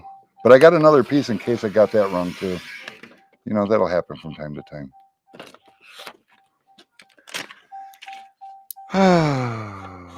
Okay. Last window. Did you do the quarter behind that one? I did. Oh, okay. I'm not sure, but Quarters are just not very memorable. no. And they're pretty quick. I don't know. Quarters don't really take me any time to do. Okay, we're going to cut that down like that. And this corner is not quite as pretty as I want it to be. So I'm going to round that just a little bit. Sacrilegious. All right. I'm going to actually shave that off just a smidge. Beautiful. here. Oh, I gotta shrink it. Torch, torch, torch, torch. Torch, gotta shrink Fun it. fact, guys, if you say the name of the tool 1,000,000 times, it'll magically appear. Torch.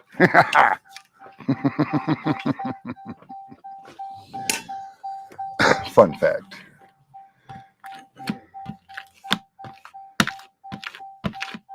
I don't know. Whoops.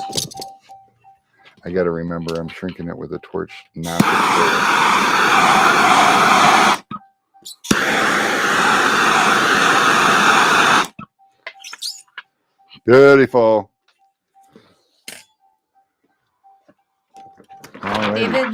David said Redline Extractor. Oh, David.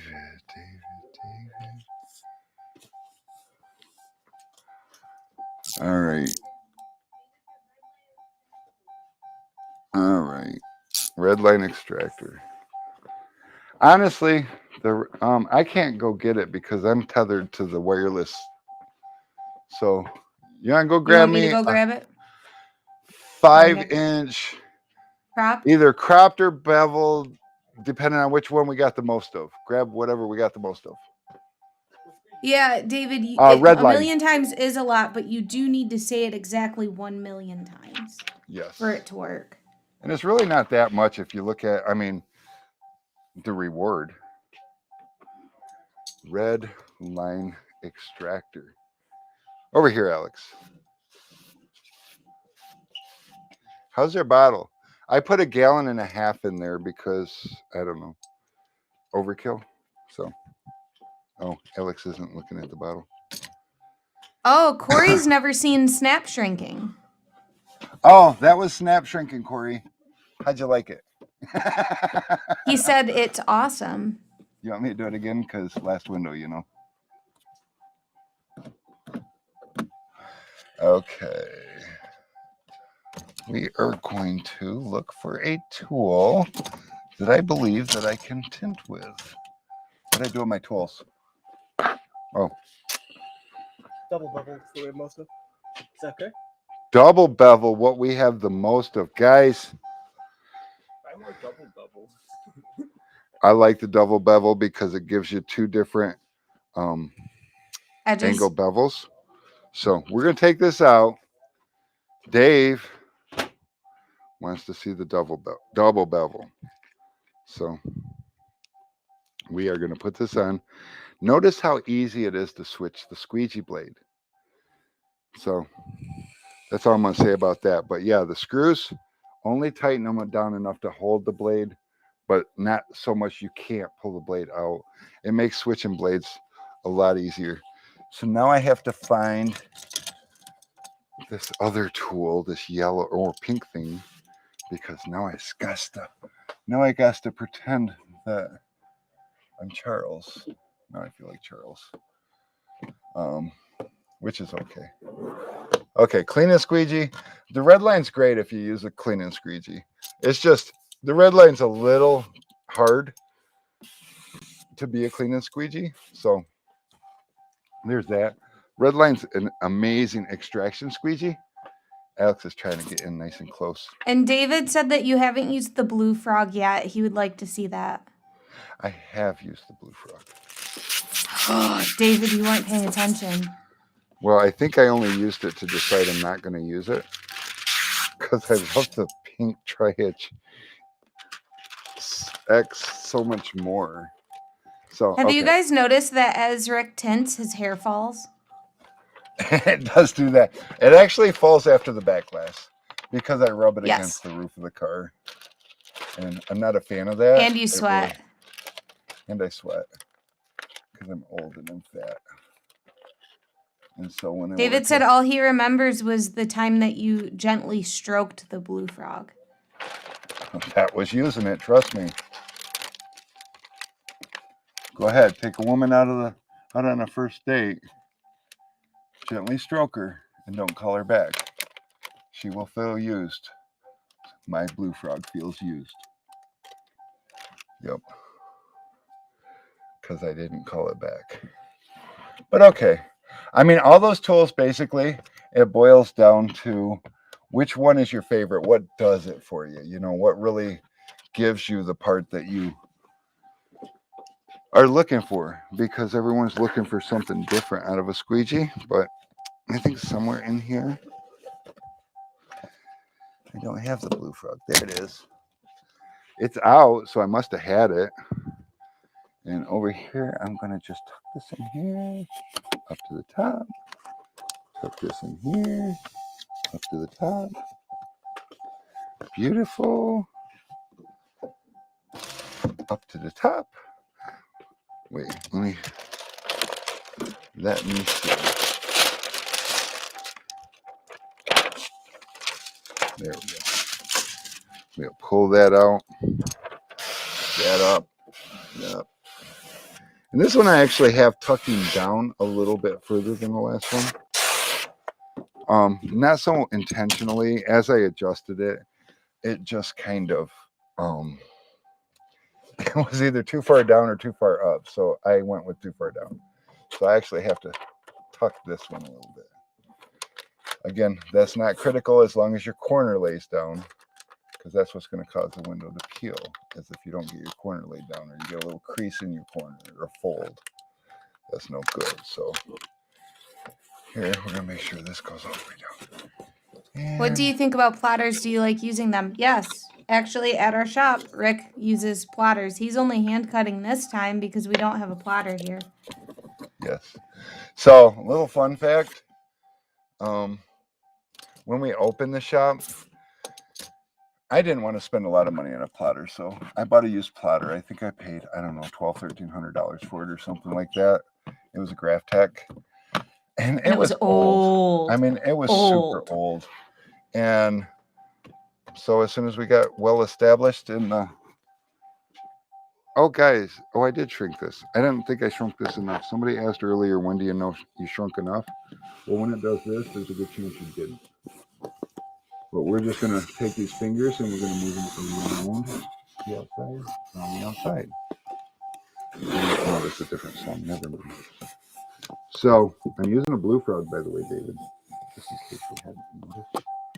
I'm not fighting with gaps, but I am going to roll this around, and then I'm going to probably drop this window just to double check the top edge.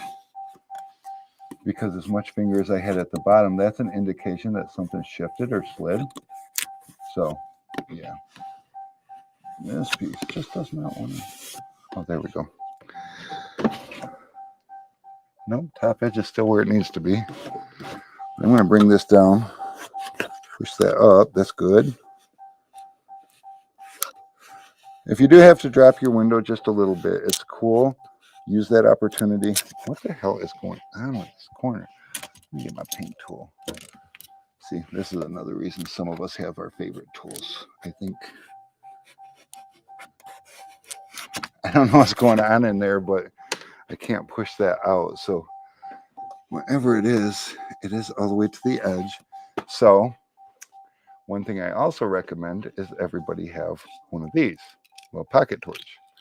Because you hit a spot like this and it's like, I don't know what you're doing or why you're doing it. You're not a crease. You're just this little thing that I don't like in my life. So I want you out. And so you'll just sit here and just kind of massage it out. Oh, there is a little crease right there. And always make sure you point it away from the gasket, because if you don't, it's going to hit you. And boom. We call that disappeared it. I disappeared it. And we will take this up. Oh, I don't care about that one. No, it's still there. I said I don't care about that one. I gotta clean the window off so I can look at it.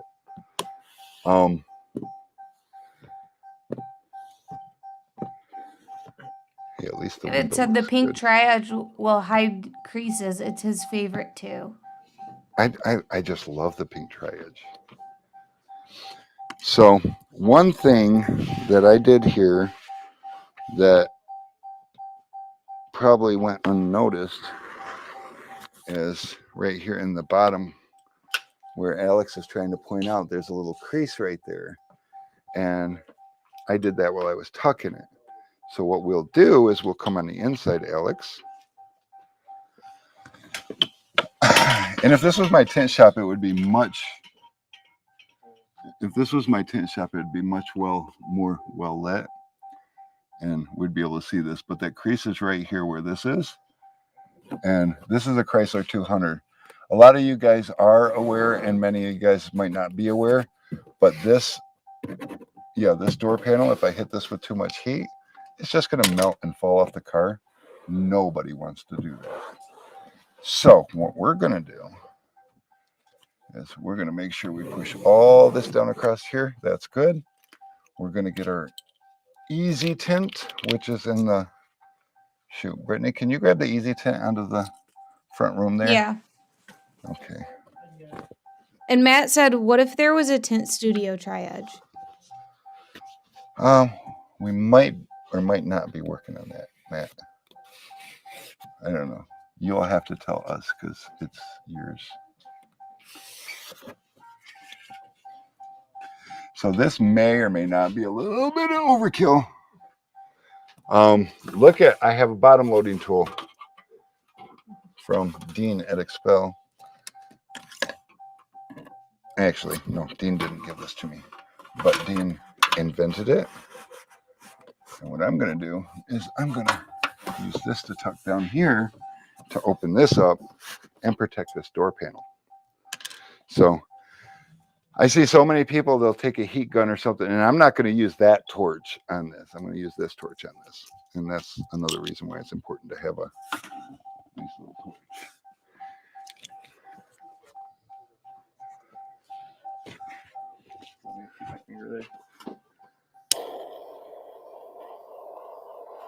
And so I go back and forth a little bit there, and with a little luck, push this down. I need my cameraman to stand, I don't know, somewhere else, because I need to be able to manage this a little bit. But I'll dry it a little bit on the inside and go ahead and heat it up on the outside, just like the one on the side of the glass. Once I get the glass warm enough, it's just going to stick down and we're going to disappear it. I guess Alex being out here would have been better. So that one's gone. I got one over here. But I tucked this one in really deep so that we didn't have any gaps. So that's a good reason to have this. So we're going to go ahead and push that out. And just in case, that's how long it takes to get rid of one of those. And just in case anybody's unsure, pull this out nice and gently. Put this in here. Take this here. Take this out of here. Close that. Hang that there. Alex will go over this window and let us know if we have any dog hairs or any evidence, remnants of leftover stuff. They'll never know. How would they know? Actually, we have one right there. Or no, is it? Yep. It is a little bit. Okay. They'll never know. They probably won't ever know. Oh, got one right there. Oh, I love it when I just put too much soap in this shit. I'm not used to this. I am one of those guys that only puts a little bit of soap and I make it sticky. And so this time, it's not even kind of as sticky. It is a lot softer, which is fine. It's just not what I'm used to. Makes it harder to get it to tack these edges where I shrunk it, but I'm pretty happy with that. I'm pretty happy with this one. Nope, I'm not. Over here, I got a little thing in the corner. And this is just because I hit it really quick, but this has been sitting, so I push that out. And boom, gone. Good all the way around. Again, if you look at this top dot matrix up here, this is why I don't use, I didn't do anything special to it. It looks really good. That's why I don't use dot tricks on that. And I wouldn't try to sell a customer dot tricks on that because That's David kinda said we taking should have advantage. Matt do the windshield on Thursday. Oh, Matt, come by Thursday, do the windshield. Everybody thinks it's a great idea. Bring your own stream, though, so they can super chat the hell out of you and make it worth your trip. And then you'll get lots of money because you'll tell them you're doing it for free. And, okay, They'll here's feel that bad crease. for you. Yeah, they'll feel bad Is for that you. a certain little torch you're using? It is. I don't. I want to say I got my micro torch just at like a gas station or a smoke shop or something. Yes, you're that person, Brittany. I don't know.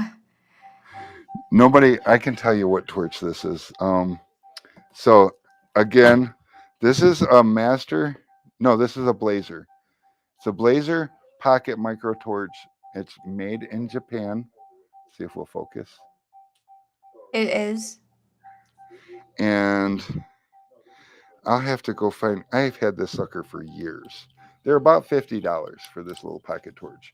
You can go to a smoke shop, gas station, or anything else, and pick up one that looks just like it for $6 or $7.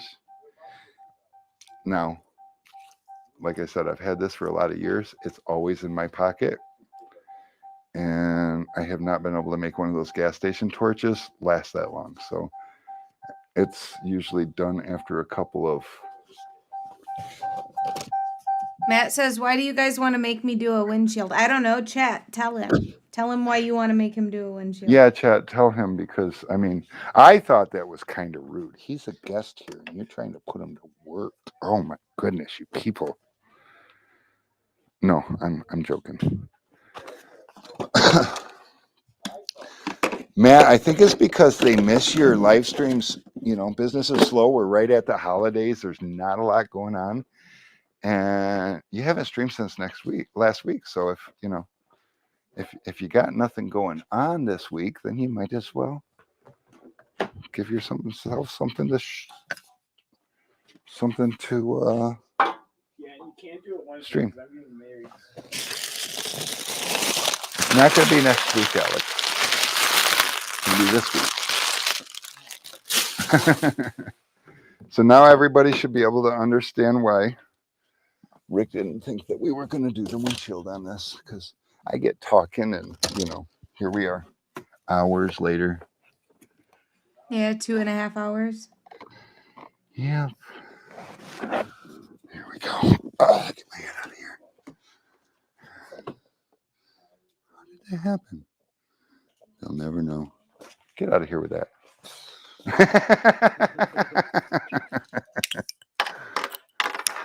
Alex is like, let's show everything. I bend over and my butt crack falls out, and Alex is like, let me zoom in.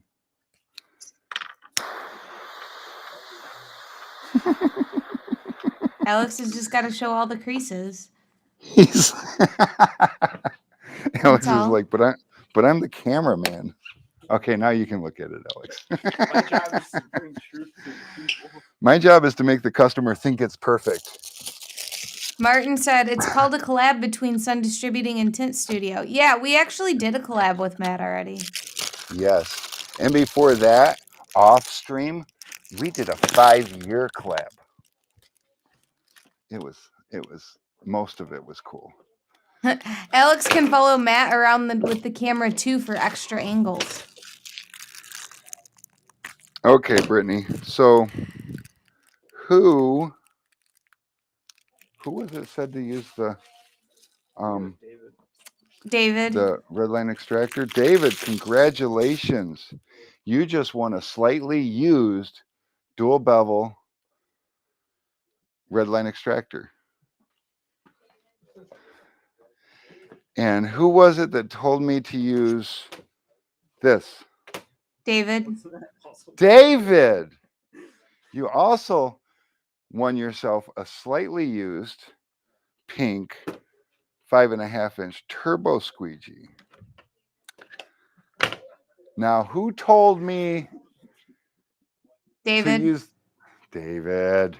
You're hogging all the prizes, David. I really thought, see, participation is key when you try to get in. And I know Brittany's been telling you guys to make suggestions. David was all over that. This says Tint Squad. Yes, Tint Squad wrote their name on my Slimfoot.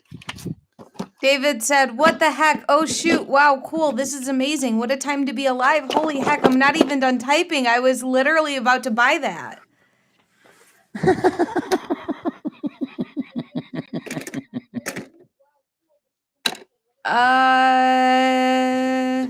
That was a lot. I would have to scroll back up, David, and see. Because David said, "Who asked to see the Titan?" Give it to that guy who asked about seeing it, not me. I'm gonna have to scroll way up. Fair enough. Give the Titan to top service. Top service. Okay. I'm down with that. Top service. You are the recipient of a very, very slightly used Titan because I made one swipe with it. I've had this in my toolbox for a long, long time, and I've never used it. And what I would use it for, personally, would be behind the behind the little thing on like the Chrysler Town and Country or the Dodge Caravan. Like Oh, right how that panel piece where comes up on the rear yeah. doors. So this works Yeah. well. The reach tool works really well there too. But I am just in love with that green tail fin, and that works really well there too. So top service and Dave, and I'm gonna put my squeegee back together because y'all know anything about me. The Fusion Hybrid is my go-to because I can use it for everything. How's that go? I put that shit on everything. Yeah. So you guys have been fantastic. I had a lot of fun. There's a good chance. Oh, I need to put headrest back in. So this is important. Always look over the car. Alex, pop your head in here for a minute. Look around and make sure that you have nothing left in the car prior to putting things back together. Because Alex ran away. As you put this together, so like these headrests, wherever Alex went. Sorry, you guys can't see what I'm showing you. But is this right? Yeah, this is right. I think it's right anyway. So you put the headrests up, and sometimes you leave them like that. That's how it came in, is all up like that. So when it's up like this, and then you put this other one up like this, can you see how easy it would be to like have a tool up there that you touched up around the back glass or something? So don't get me wrong, I would love to sell you new tools every week, but and the other thing too is try to put the customer's car back together the way it was. So the only thing I moved in this car was the passenger seat. I didn't really pay attention to where it was, but I do know I pushed it forward, so now I just pushed it back. Jose, what time are you doing your live tomorrow? And then last but not least, we now pick up all the scraps off of the top of the car. And to give you an idea, and this I expect out of all my tinners, I see everybody after a busy day is like, oh my God, look at this shop. You could tell I made some money today. Alex, you want to look at the floor and walk around the car? Tell me how many scraps you find on the car, how many corner pieces you find on the car, or I mean on the floor. How many broken blades you find on the floor? Issue found anything, Alex? No? So this comes from doing other companies' customers' cars too, is you want to respect them as, you know, they're your customer. You know, their customers are their customers. They are your customers. You're representing them. So when you go into somebody else's place, you would want to leave it exactly the way that you find it, minus a couple drips on the floor. And so that's my thought behind that. And all these things are things that make you stand out to other people. if a customer, you got a customer even up in the waiting room, you start tinting their car, you're cutting patterns and everything. And they're like, oh, hey, can I grab my phone charger out of the car? And they come back and they see stuff scattered all over here. One, that's a pretty big liability. But two, that's an impression. That's what they think about how much you care. So it's something that you could take or leave. It doesn't change the tint job, but it would definitely be a big bonus for, the impression you can leave with the customer. So that's huge. But I don't know, Brittany, do we have anything we need to attend to? Because I feel like this car is tinted. I don't think so. Alex, go get a far shot. Let's see this sucker. Look at that. So nice. So good. I like it. Oh. I let the camera guy help me. And he forgot a piece. In his defense, though, I didn't go behind him and make sure he got it. Tell Alex to get the customer reaction. Customer, get the Alex. Alex, get the customer's reaction to their newly, freshly beautiful car. Nick, how do you feel about your freshly tinted car? Oh my god! Bing bong. Bing bong.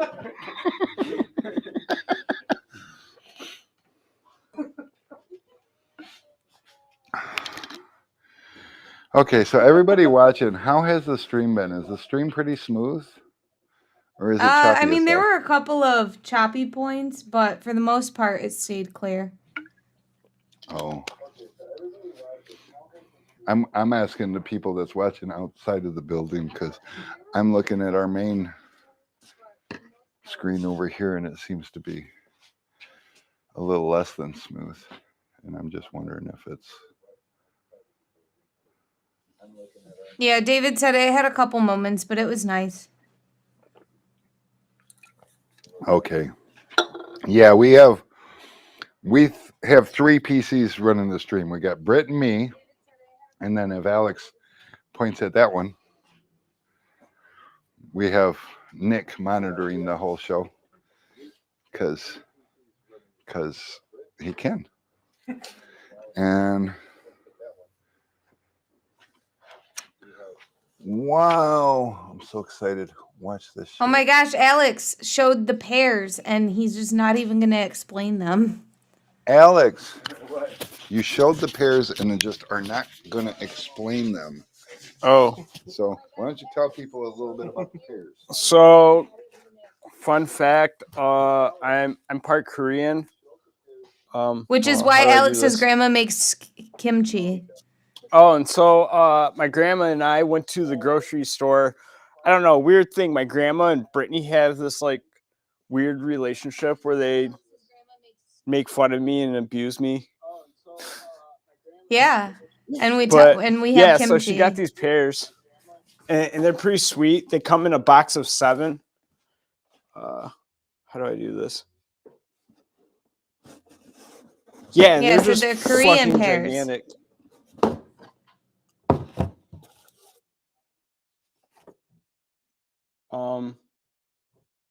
They're almost the size of my head. But they're really good. If you guys have never tried it, go to your local Asian supermarket, and they'll probably have some. It'll be sitting right next to the sweet potatoes and yellow kiwis. But yeah. All right. Oh. Well, that's you getting the phone call. Yeah, my think baby we mama angry. Are good to sign off.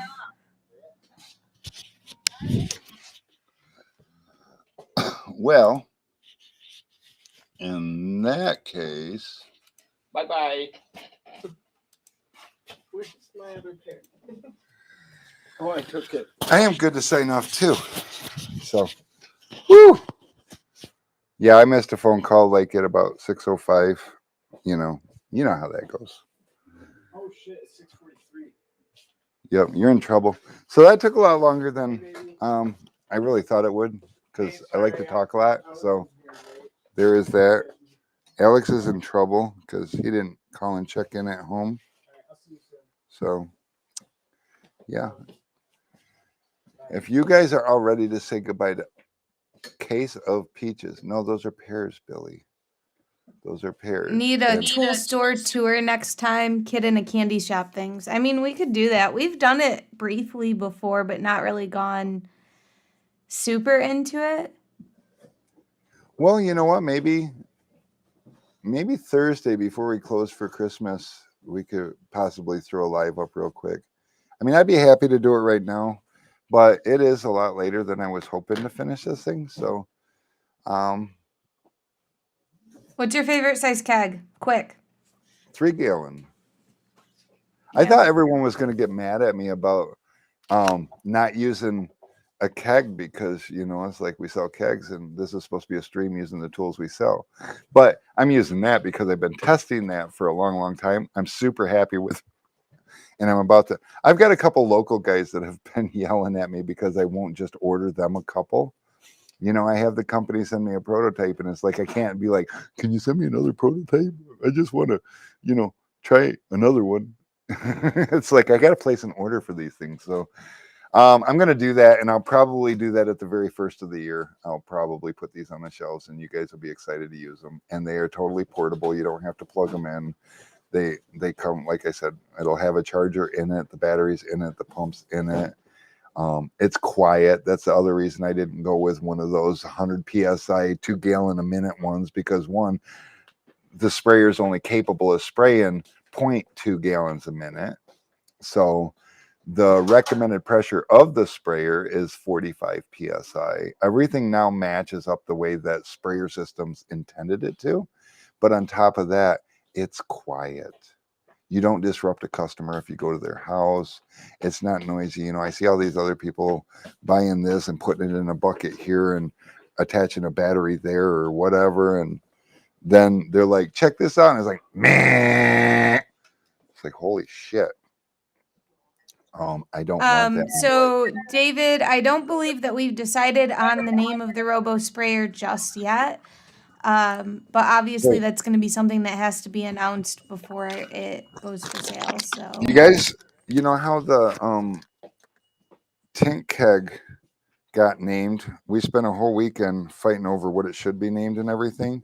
And then Carrie says, well, it needs to be something that rolls off the tongue that you just don't think about. You say like, hey, check out my new TINT keg. And I'm like, oh my God, nobody calls it a TINT keg. We should call it a TINT keg. And then TINT keg became the Kleenex of sprayer tanks. Yes, now everybody calls their keg. They'll go buy a 1980s Pinlock keg and I just bought a TINT keg, guys. Well, actually you didn't, but it's okay. We're rooting for you and we've got parts for you if you need them. But Brittany, you just did the same thing. We haven't quite come up with the name for the robo sprayer yet. Boom. Wait a minute. What was that you said, Alex? About a what? Bebop? Alex is eating his Snickers. Bing bong? Bing bong. That's it. I don't know what that means, but it makes them laugh. So It's the noise that the subway station makes in New York. all right. And we need one more winner, Brittany. You can pick this one. I've got this from way back in the day when we got sample rolls of the roll down stickers, because I'm going to do roll down stickers for him, even though he can roll his windows down. And these ones are roll your eyes, not your windows. Please wait 3 to 5 days for rolling down or the window tint to cure before rolling down your windows. So I'm going to take 2 of these off. Next one to comment. Next one to comment. Cheers. And Bing bong. bing bong. David. David, really? It's freaking David. Okay. So we're going to just go ahead and ban David from any more contests because he just took all the prizes today. But I love it. No, and I'm kidding, David. I'm not banning you from nothing.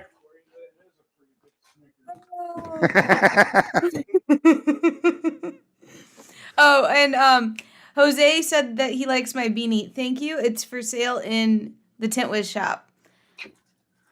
A very generous viewer sent me some Tint Wiz merch. Okay, David. So. So tomorrow we will get these things out for you. Top Service. Brittany, you remember who Top Service is? You know what? I can remember Yes. names a lot better if I knew the actual name instead of Top Service, but I love it. I know Top Service too. I just can't think of the name. But David, you're going to be getting your cool things here. Top Service, you're going to be getting your cool things here. These will go out tomorrow. So that's exciting. Actually, no, Top Service. Cash. Yes, it's Cash. See, that's the thing. It's not even that we don't remember you guys. It's that we know you by your YouTube names. Yes. You know, we talk to your chat, to the chat for 2 hours a week and sometimes a couple of times a week. So, yeah. Right. Oh, But, how do all I? right. What? Yeah, I still have to get this car out and get the high-low pulled in. So, yeah, I had fun. Alex had fun. He's eating his big Snickers on screen. I love it. You guys are great. Peace out. I'm gonna make it cold in here. All right, guys. Thanks for tuning in. We will see you next week. Bye. And oh, Merry Christmas.